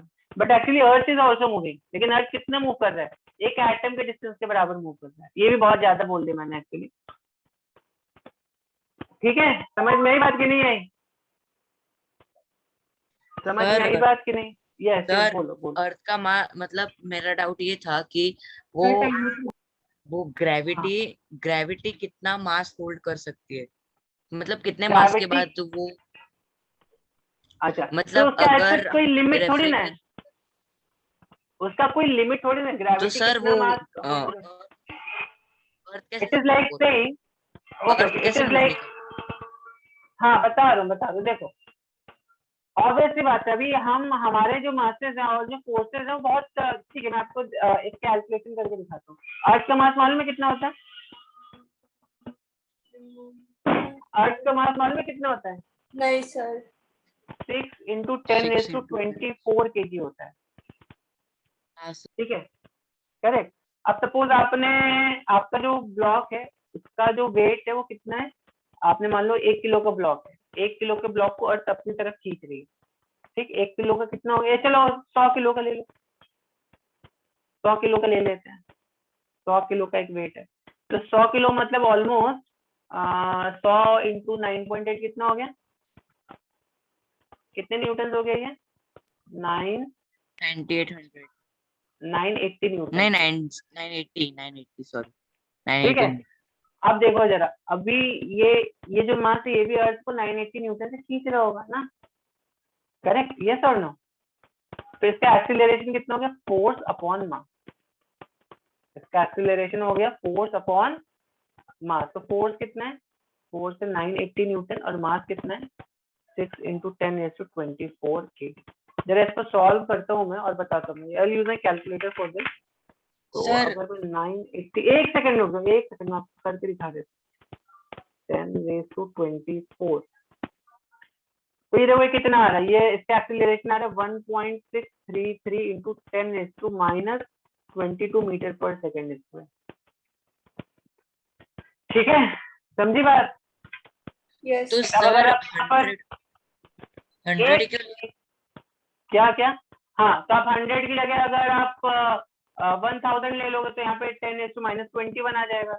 1000 के 10,000 ले लोगे तो -22 आ जाएगा। मतलब एक माउंटेन 10,000 किलो का हो सकता है। तो अब 1 लाख ले लो, सॉरी 20 आ जाए, अब 1 लाख ले लो तो -19 आ जाएगी। Still this is so less, 1 lakh kg भी अगर ले लिया तो still this is so less, correct.